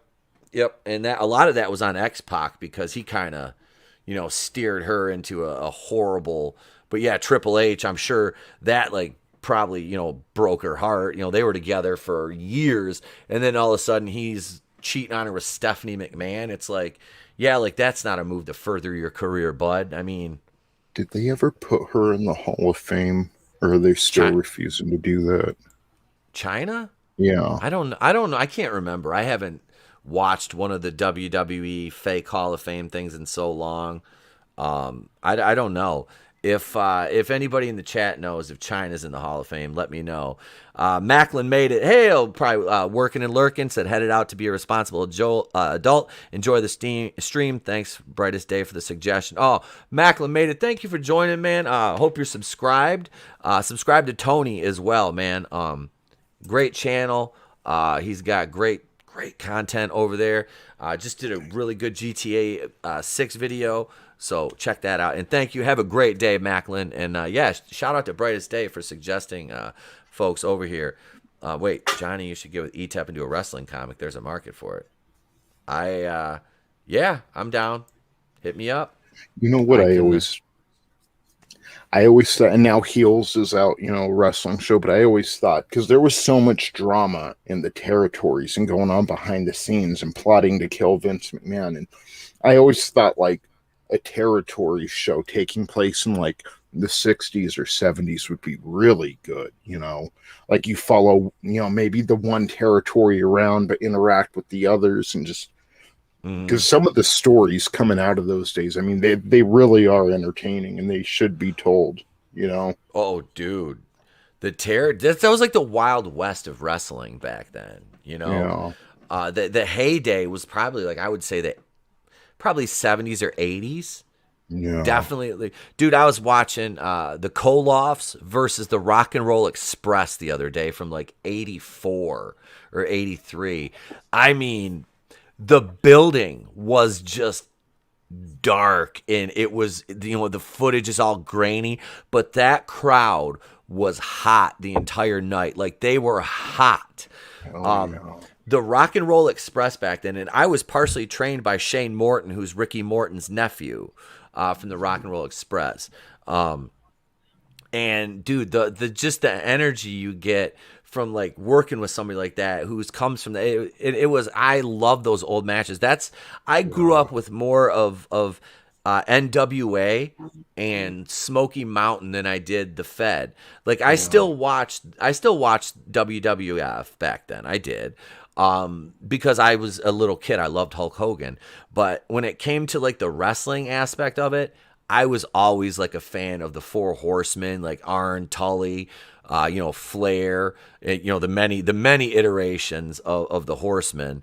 And then, God, man, like Sting in WCW or NWA with his blonde hair, Sid Vicious, Dan Spivey, Ron Simmons, Butch Reed. I mean, there were so many freaking talented workers. The Koloffs. God, yeah, it was. He kept watching old wrestling matches like Apollo and Rocky, watching old footage. That's it. Like last night, I went to sleep watching Fall Brawl 95. The last match I watched before I passed out was Arn Anderson versus Ric Flair in stole the. I know they had the War Games match that in that pay-per-view, but Arn versus Flair was the show right there. Was Arn versus Flair, because they had built up to that angle, and yeah, it was a freaking badass match, and I like that. I liked Arn Anderson's style. I'm not into all that. I appreciate the aerials and stuff, but I was trained in that Tennessee walk and talk style and focus on storytelling.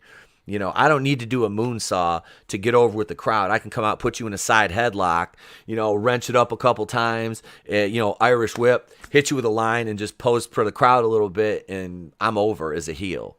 I don't need to, put you through 18 tables and, or do, all that. That's stupid. That shit. I like I said, if you do the hardcore stuff, cool. I liked it when I was when I was a young, and a teenager. And now it's just like I look at that and I'm like, that's ridiculous. Like staple guns and shit. I'm like, that's ridiculous. And I think Eric Bischoff had it down perfect. Like the Lucha Libre is the perfect thing to get the crowd hyped up for the badasses to come in, and like you were saying, that walk and talk style. And yeah, I love Arn Anderson. He was always a badass. Him, Farouk. Oh, dude. Ron Just like- Ron Simmons, first Yeah. black NWA world champ or WCW NWA world champion, man. And a badass All-American football player at Florida State. The feud between Flair and Sting before Sting went to his black look was fun. Yes. And incidentally, the last match on they wrestled their match on Nitro, the final Nitro. Oh my God, am I the only one who cringes at Flair doing insurance commercials and geriatric booing? Like, yeah, I do. No, it's just kind of sad. You mean crazy spots the Bucks are doing every week aren't necessary? Imagine my shock. I can't stand the Young Bucks. I can't stand them. Bubba Ray Etep. My first night in IWE. Me and James, who's my tag partner, I was managing our stable at that point. That's the first thing we did. He was wrestling. He was in the middle of this feud with John Campbell, who was like, he ran the promotion, and he was the top baby face. So, me and James is working the match, and all of a sudden I just run over the side, and I come grabbing a table and just threw it in the ring. Next thing you know, we're double suplexing John through the table, and that kind of set the tone. But yeah, it was fun. We did a lot of table spots. Yeah, Parrot Head. That's a legendary spot. I was just watching that one the other day. Yep. I would have loved to have seen, especially back then, because when they started pushing Mark Henry around 2011, and he was just like I was at the CM Punk Pipe Bomb Raw, but one thing I remember from that is Big Show was in some kind of cage match, and Mark Henry came out as when Mark Henry kept just brutally beating the shit out of Big Show when they started pushing him, and it led to Mark Henry holding a world title. He put Big Show through the cage.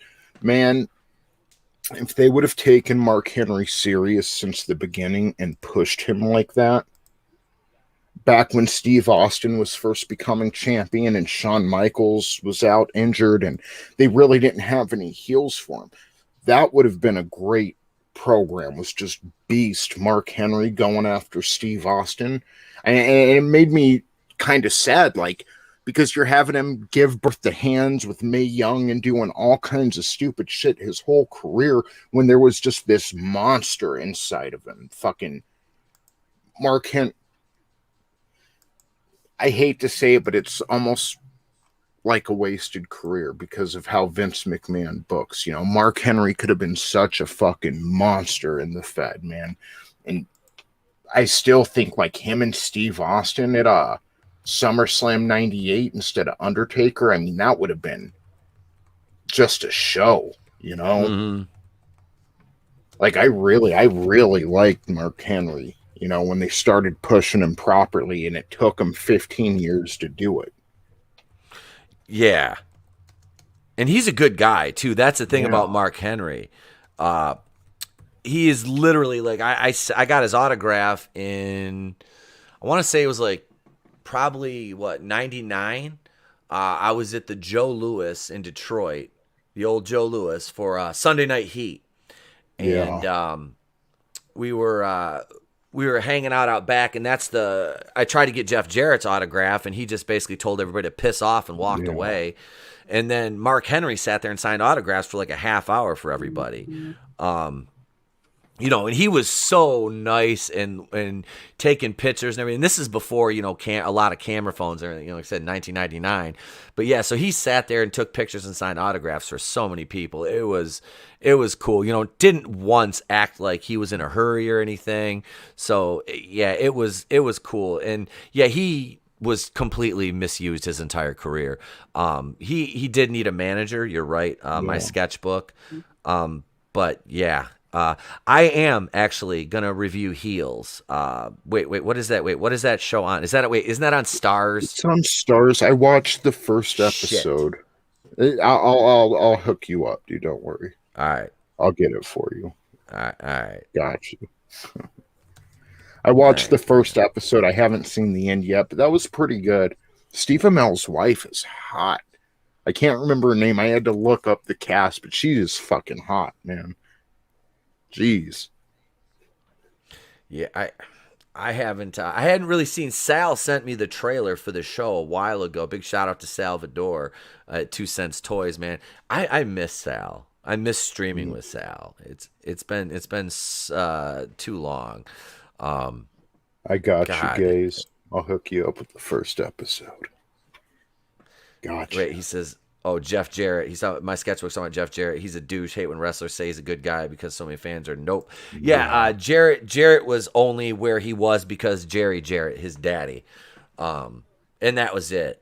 That's why. And he had, and his whole thing, the stroke, that was because he was friends backstage with Vince Russo, and yeah. You know, that's where he got. I'm not going to say I didn't like his Chosen One gimmick, because as a heel, especially as a heel, looking back, it's like I know the context of everything, and it worked, man, and the crowd hated him. And I liked Ron and Don Harris, DOA, the Harris boys, because they were legit, legit bikers. Those guys weren't like, I mean, they were wrestlers, but they were like legit hard asses. I liked them, you know, when they did the DOA, the Disciples of Apocalypse. You know, they were Creative Control. Big Ron and Big Don, man. They were. I dug the gimmick because it was very grounded, and a lot of the WWE gimmicks back then were grounded. But dude, I still use the slap nuts line, and I've got those. You know, the glasses, the yellow glasses he used to wear. Yeah. I've got those. I wear them when I mow my lawn. So Trey's running around, and I had him just say, "Listen up, slap nuts," one day when he had him on. To me, Jeff Jarrett has always reminded me of Triple H if he didn't marry the boss's daughter. Yeah. Yeah. Oh yeah. Yep. And that's it. You know, he didn't marry the boss's daughter, so he had to blow Vince Russo to get where he was, basically. Yeah. I mean, let's be honest. He left WWF because he thought he should be feuding with Steve Austin. Like, dude, you're the only one asking for that. Steve Austin's like, no, I think I'll take your wife, but and then Steve went Ray Rice on her.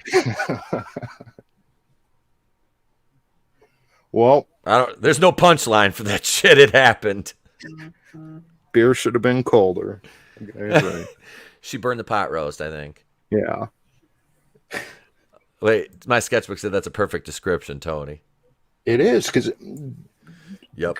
Jeff Jarrett has like Napoleon syndrome or whatever, where he thinks he's like so much more of a bigger deal than he actually is. Like, we get it. You were in Life with Mikey. Not a big fucking deal. That's like the only place I think I did enjoy your work.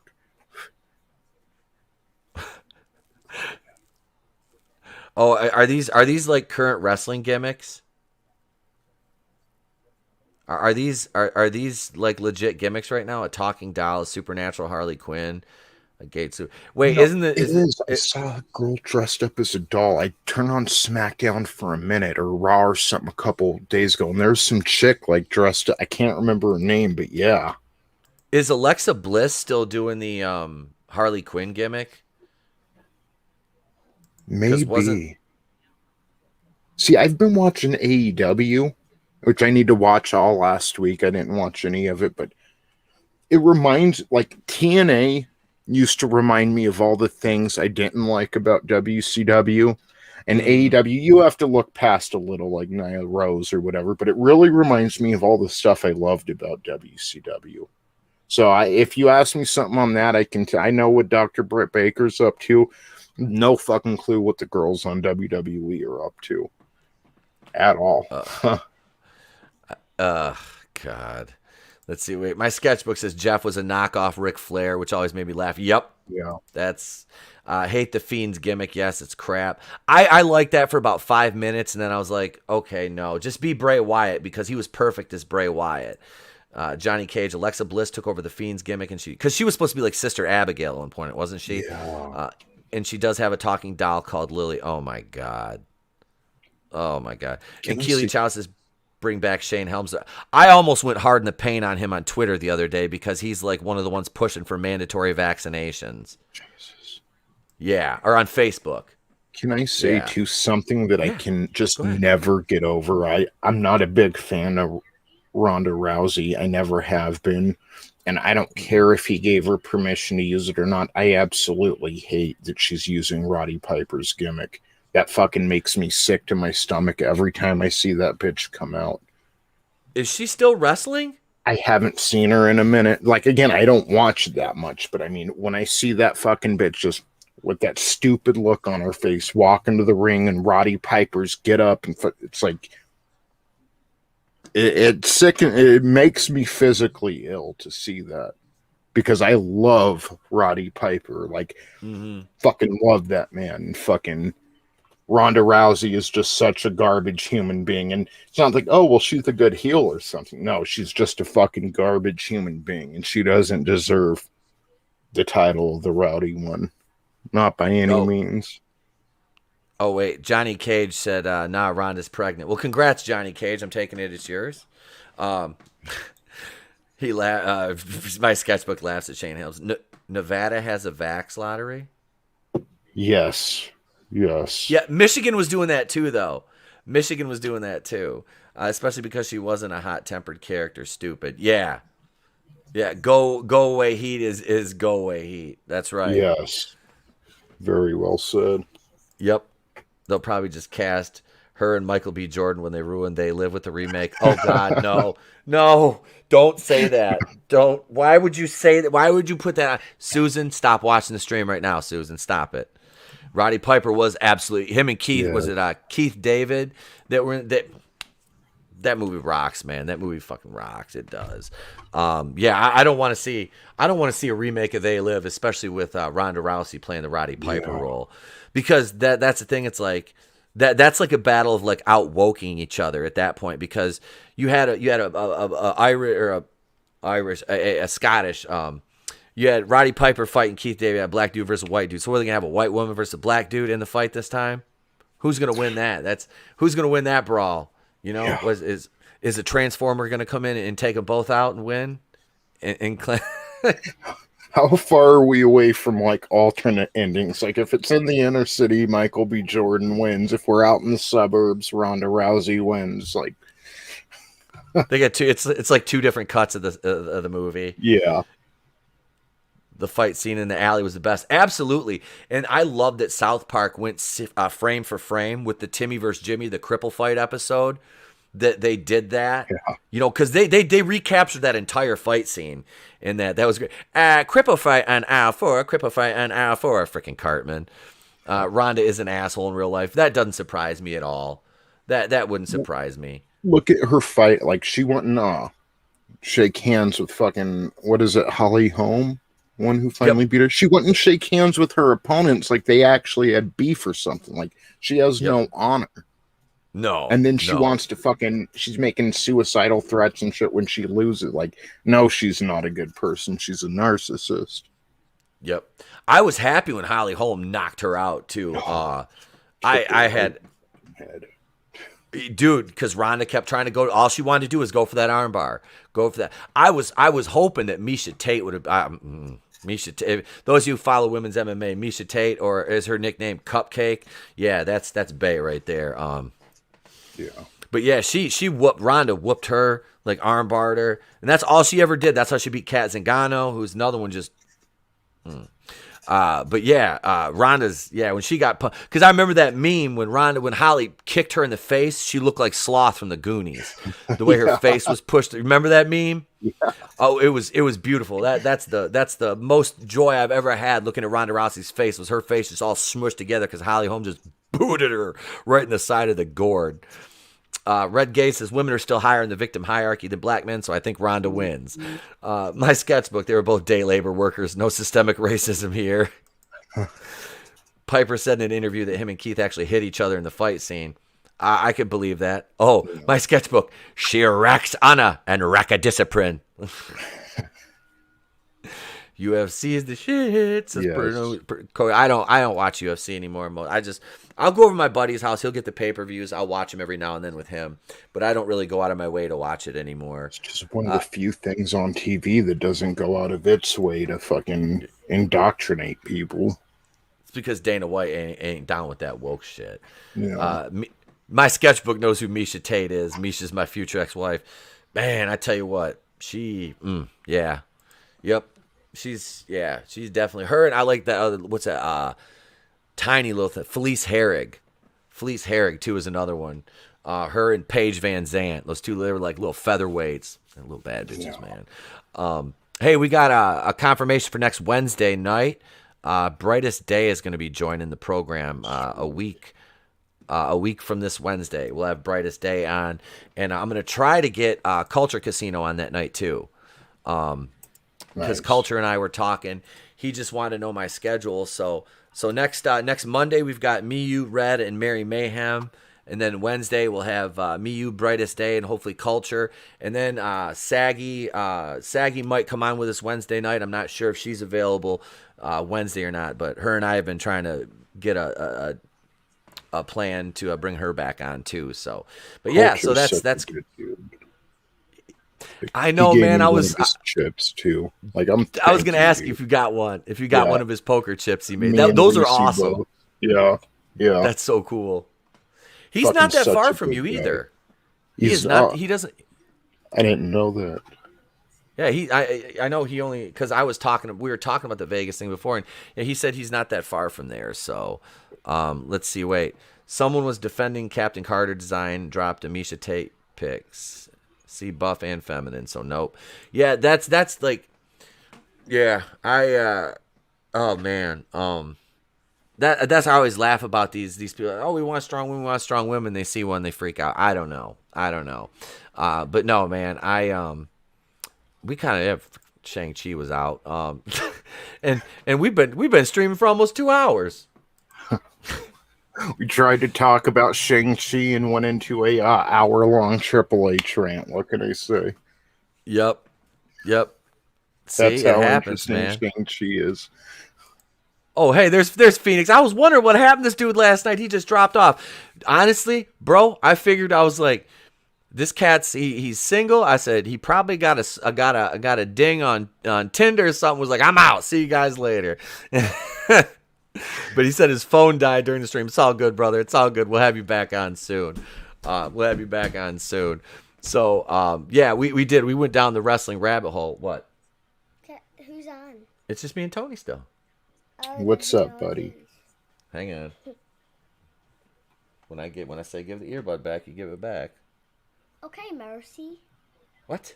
Okay, Mercy. So I give him an earbud and he just walks away. Hey, Going to bring that get back. Woody's nose. No, Woody's over here. I kept him away from him. No, he's got his lightsaber. And we need to 3D print a big Woody nose and just do like a torture stream where someone's getting waterboarded, except it's Woody's nose, kind of like Steven Crowder did. Fuck yeah, dude. Just getting stabbed with Woody's nose. Yeah. My sketchbook said, we did to Shang-Chi what China did to it. Forgot about it. Yeah, exactly. Hey, Trey Keely Chow said hello to Mini E-Tap. Hi. He's just dancing around now with his lightsaber and my earbud. Hey, And he just Keely. dropped it. Keely, I want to see you in Las Vegas next year, bro. So save your change and make your way out here, dude. It'd be great to meet you. Also, Red Gaze, E-Tap is saving up.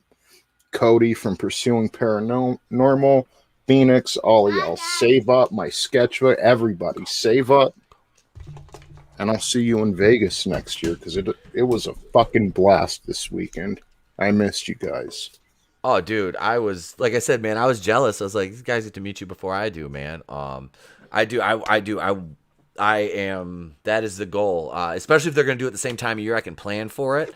Yeah, dude, I will be out there. Like I said, I don't care if I have to drive myself out there and sleep in my truck. I will. No, I'll fly. I ain't driving all the way out there. That's fucking nuts. I ain't driving that far. I'll fly. I'll rent a car.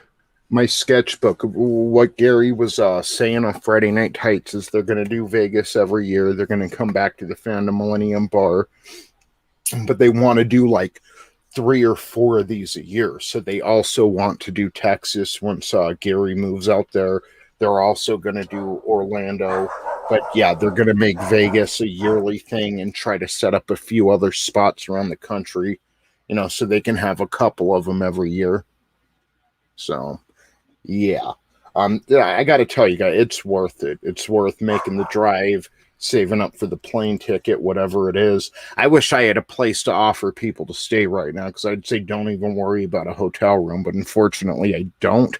Maybe by next year I will, but definitely worth it. And no, so Vegas, they just reinstituted the mask mandate, but I mean, nobody was fucking wearing them. Nobody. Yeah, dude. Yeah, that's the thing. Is like, I think that I don't know, man. I don't know. That mask, like I said, it's not going to happen this time. I don't think people are going to take the lead. Look at, like I said, if France is fighting back the way they are, we can sure as hell do that too. Oh, yeah. Don't fall for it, people. Like I said, and I'm not against. I'm consult your physician. I'm not dispensing medical advice. Consult your physician and find out what is exactly right for you. I'm not telling people not to do something. I'm not telling people to do something. You do what you want to do because that's your God-given right. If you live here in America, I'm sorry, but if you live anywhere in the world, you have a right to do you anyway. I'm sorry. Don't take the lay down for any tyrannical bullshit or let anybody tell you what you can and can't do, because that takes away your free will as a person, and nobody, and I mean nobody, can take that away from you. That is yours. That is your choice. My body, my choice does not just apply to unwanted, and unplanned pregnancies. No, that applies to what we put in our body on a daily basis, and that's your choice. So, you do you, and everybody else will worry about themselves. But yeah, I think a meetup like this, if they did like form, like you were saying, Tony, one Florida, Texas, Vegas, something like that, that would be great, because you're covering the major areas. And Red said Ohio. I think a lot of people could make that. Like everyone I meet is fucking from Ohio or somewhere right around there. Like every time I ask someone where they're from, they're like Ohio. So yeah, that would work. See, I'm Ohio. Obviously, I'm driving to Cincinnati. It's only going to take me it'll be a shorter drive than it was to Indiana for me, because to Fort Wayne was 258 miles, something like that. So Cincinnati is not too far. It's like I said, Toledo is like 3 hours. So real quick, who was it? I think it was Ryan Cannell saying, and this is true, when you're walking through the casino, you have to wear a mask unless, you want to smoke a cigarette or something, then it's okay for it to come down. So make with that as you will. Wear a mask for your health, but if you want to smoke a cigarette, that's cool too.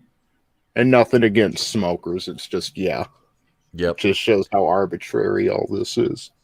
Oh, absolutely. Well, it's like the virus knows if you're at a birthday celebration for a former president, or if you are at a political rally that is anywhere right of communism. That's how smart this virus is. It's smart. It's not messing around.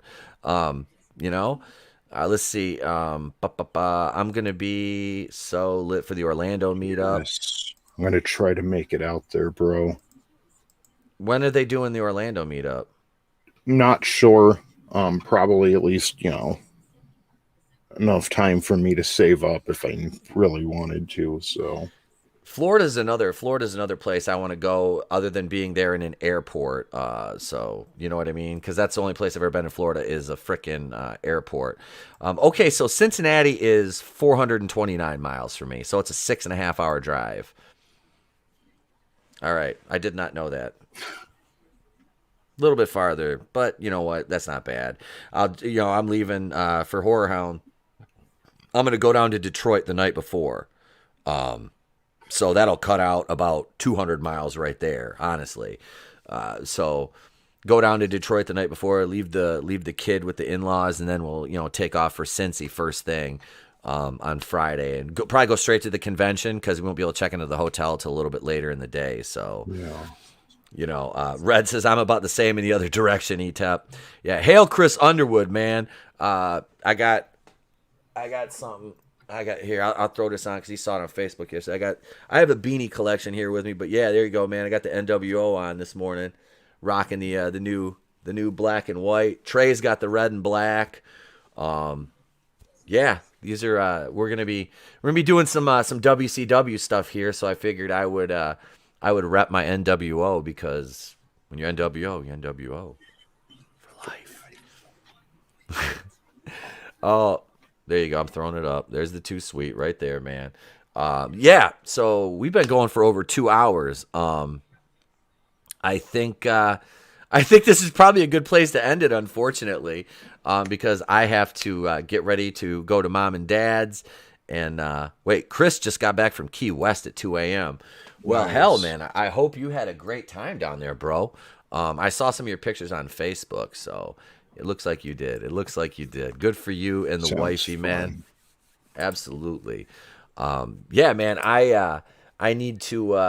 I do. I need to get out there. But yeah, since he's going to be fun. Like I was just talking to Draven between last night and this morning about it, and he's probably gonna fly out for that, which will be cool. You know, I still haven't met Tony yet, so I'm just gonna have to make a trip to Vegas just because it'll be like in the middle of the week. We're like meeting the same people within weeks of each other. It's fucked up, man. I know. Like I if know, you had bro. the Trust proof, me. you could give it to one of them, and then they could give it to me, and then we could share germs. You know. I'm a giving person. I'm such a giving person. Tina says, great stream. Keely said, thank you for a good show. My sketchbook says they're talking about the Lambda variant. First thing came to my mind is Lambda, Lambda, Lambda from Nerds. Oh, I have been making that joke on every Detroit news article on Facebook, man. Yeah, that's... It's funny, dude. It is. It's like, stop just making stuff up at this point. Stop. They're like, you know, next thing you know, they're just going to call it the super duper scary, terrify you, make you poop your pants variant or something like, I don't know. Chris says, we drove 2 days, split up, longest drive I've ever done. Damn, that's insane. Thanks for a great show. Alf is hard for your shows. Oh, we can feel it. We feel the horniness in the. You've got an aura about you, horny Alf. We're picking up on the vibe. I just felt something poking in my thigh. The hell is that? It's horny Alf. Where's my cat, by the way? Yeah. But you got anything coming up later today, Tony? So I'm thinking I wanted to live stream today. I'm taking the day off from work, staying out of that damn sun. So I'm thinking I might live stream later today. I just love talking about pop culture and stuff. One thing we do have coming up is ETEP and I, and we're going to put together a panel, but we kind of want to review the Monday Night War, you know, like thinking maybe take it week for week or month by month, probably on the bigger, you know, more notable shows. We'll single those out for that single week. But most part, we're thinking, you know, catching up, let's say on June 1998, all the WCW, all the WWE, and then the pay-per-views, and just talk about, you know, what we think of it now, what was going on at the time, and how we felt about it, and just, you know, just really, because it was, I know the Monday Night War has kind of been beat to death by WWE, but it really was a pivotal time in wrestling. It was an interesting time, and you know, like today, I just love talking about wrestling with this man. The internet wasn't around back then, okay? Or it was, but not as prevalent. And social media definitely wasn't around back then. So it's like you would watch a killer ass night of wrestling, and I didn't have the internet back then. That's why I said it wasn't around in my reality. But you'd watch a killer ass night of wrestling, and then you couldn't really talk about it how we do now, you know, unless you had friends there, and I didn't have any fucking friends. So I just love talking about this shit, you know. Yeah, see, there'd be like when we would watch Nitro, because we would watch Nitro over at my buddy's house, and it's my buddy Cheo, and you know, me and him, and my boy Nate, and my other friend Chuck. We would sit around, we would watch Nitro, you know, and then we would record Raw, and then we would watch them afterwards, watch Raw after. But I was always more of a WCW fan in the 90s. You know, I like Stone Cold. I always loved Stone Cold, man. I do. I still have a ton of Stone Cold shirts. But Chris Underwood in the chat actually has got Austin to retweet his stuff and interacted with him on Twitter, which awesome. is yeah, and that's been really cool to see over the years. But I was always WCW, man. Like I said, just going back to my childhood, being an NWA fan. And I saw my sketchbook. He mentioned the Von Erichs earlier, and I'm thinking back. I was like, ooh, world-class championship wrestling from Texas, you know. The Von Erich family, one of the most cursed families in wrestling. No I mean, shit. Jesus, dude. But, yeah, I'm stoked to dive into this. Like I said, I just started rewatching Nitro from the beginning. Like the very first episode, the Mall of America, and I'm going date by day and date stuff. It's like you got Nitro, then you had WCW Saturday Night, and then, they didn't have Thunder back then. Then, you had your pay-per-view. So I'm kind of doing that. But, yeah, I'm really looking forward to the Monday Night Wars. This is my favorite time in professional wrestling up until the day wrestling died in 2001 when Vince officially, threw the last shovelful of dirt on what was left and murdered it. So yeah, that's something I'm really looking forward to. Hail Darius Munchausen. Thank you, man. Thank you. We appreciate you being here. We're just getting ready to wrap though. Check Tony out later. I'll be on, actually, I'm not going to be on Rogue Entertainment tonight. I'm sorry. My in-laws will be here. Depending on how long they stay, the show starts probably 6:45. So, if they're gone, I'll be on there. If not, I'm just going to take the night off and probably hang out with my wife because she's going away again this weekend with the kids. So I get another weekend alone. How lucky am I? They're leaving Thursday night, and then I have Friday, Thursday night, Friday, Saturday, and Sunday to myself. So yeah, I'll be recording content over the weekend. Probably a lot more content and live streams coming this weekend. So stay tuned for that. Like I said, tomorrow night, joining us on Going Rogue.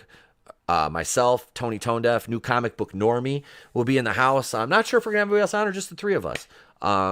It'll be nice to have Normie back on the channel. Red, if you want to, you can come on tomorrow night, Red, if you're available. Hell yeah. Always, Do it. brother. Always. Do it. I will drop you a link. 2001 Huh, stream about that, ETEP. I'd like to hear about it. Yeah, and that'll happen during the Monday Night Wars. I will really go into detail about that. That's when wrestling died. Was when Vince purchased it all. And nothing has happened. So I don't watch AEW. Let me preface it. Everything I've seen from AEW has been people sending me specific things to watch or people to watch. So I don't. And any company that validates Nyla Rose, who I personally have worked a dozen shows with, Brandon, Nyla Rose, his name's fucking Brandon. It's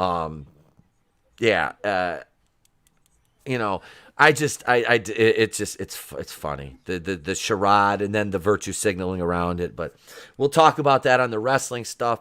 Red says he needs a night off from packing. Absolutely, Red.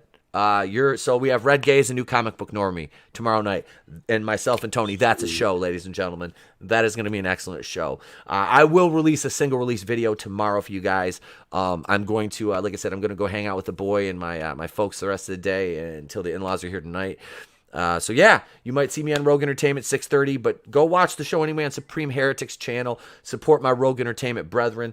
Subscribe to Tony. Subscribe to Red Gaze. Back Sun Sworn. Get it in demand. Get Bonds, the drive in demand. Make Red stuff some more boxes. Giggity.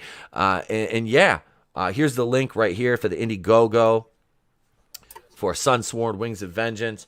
Right there it is. And here's Red Gaze's channel. Subscribe and become a member of the Gaze Agenda. Do it. Hey, man, promote the hell out of the people. We take care of we take care of these people. Take care of our friends and family here.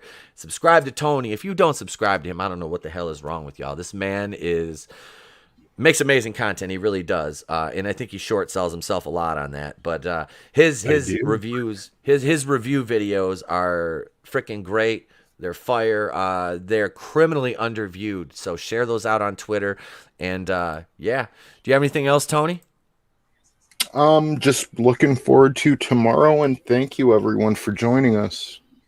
Yeah, thank you. This was an impromptu live stream, but a welcome surprise to say the least. So until next time, I'm Etepo Queen of the Place to Be Reviews. I've been here with all of yous, and I can't do this yet. I'm sorry. I got to thank the chat. What am I doing now? Red Gaze, Chris Underwood, Darius Munchausen, Horny Alf, Chris Underwood, Keely Chow, Keely Chow, thank you as always, bro. We appreciate you. My Sketchbook 340. Tina Bojan. Let's see. We had Pursuing Paranormal Commander Cody. What's up, bro? We got to get him back over here on the channel, too. Phoenix was here, my brother. Go over and check out Galden, Reclaiming Zendara, and Phoenix Animation, the most metal channel on YouTube. Literally the most metal channel in Comicsgate. Check out his metal works. The dude is a freaking artist, man. Parrothead's in the chat. Purveyor of memes, Parrothead, who fills my inbox up giggity with only the best. I'm going to make another bumper out of those memes soon. Johnny Cage, JP7, what's up, brother? Hail to you. Thank you for joining us. Yeah, man. Angelus Draven was up here. We had a great chat this morning. Macklin made it, is subbed. And yeah, man. So thank you, everybody, for being here, for hitting the like button, for subscribing, supporting us. Now I'll do it. I'm Temple Queen of the place to be reviews. I've been here with all of yous. If I don't see you, have a great day, a pleasant tomorrow. And remember, it's always better to burn out than fade away. I will catch you on the next one. Star-Lord, you toxic white male. Let's take him home, shall we?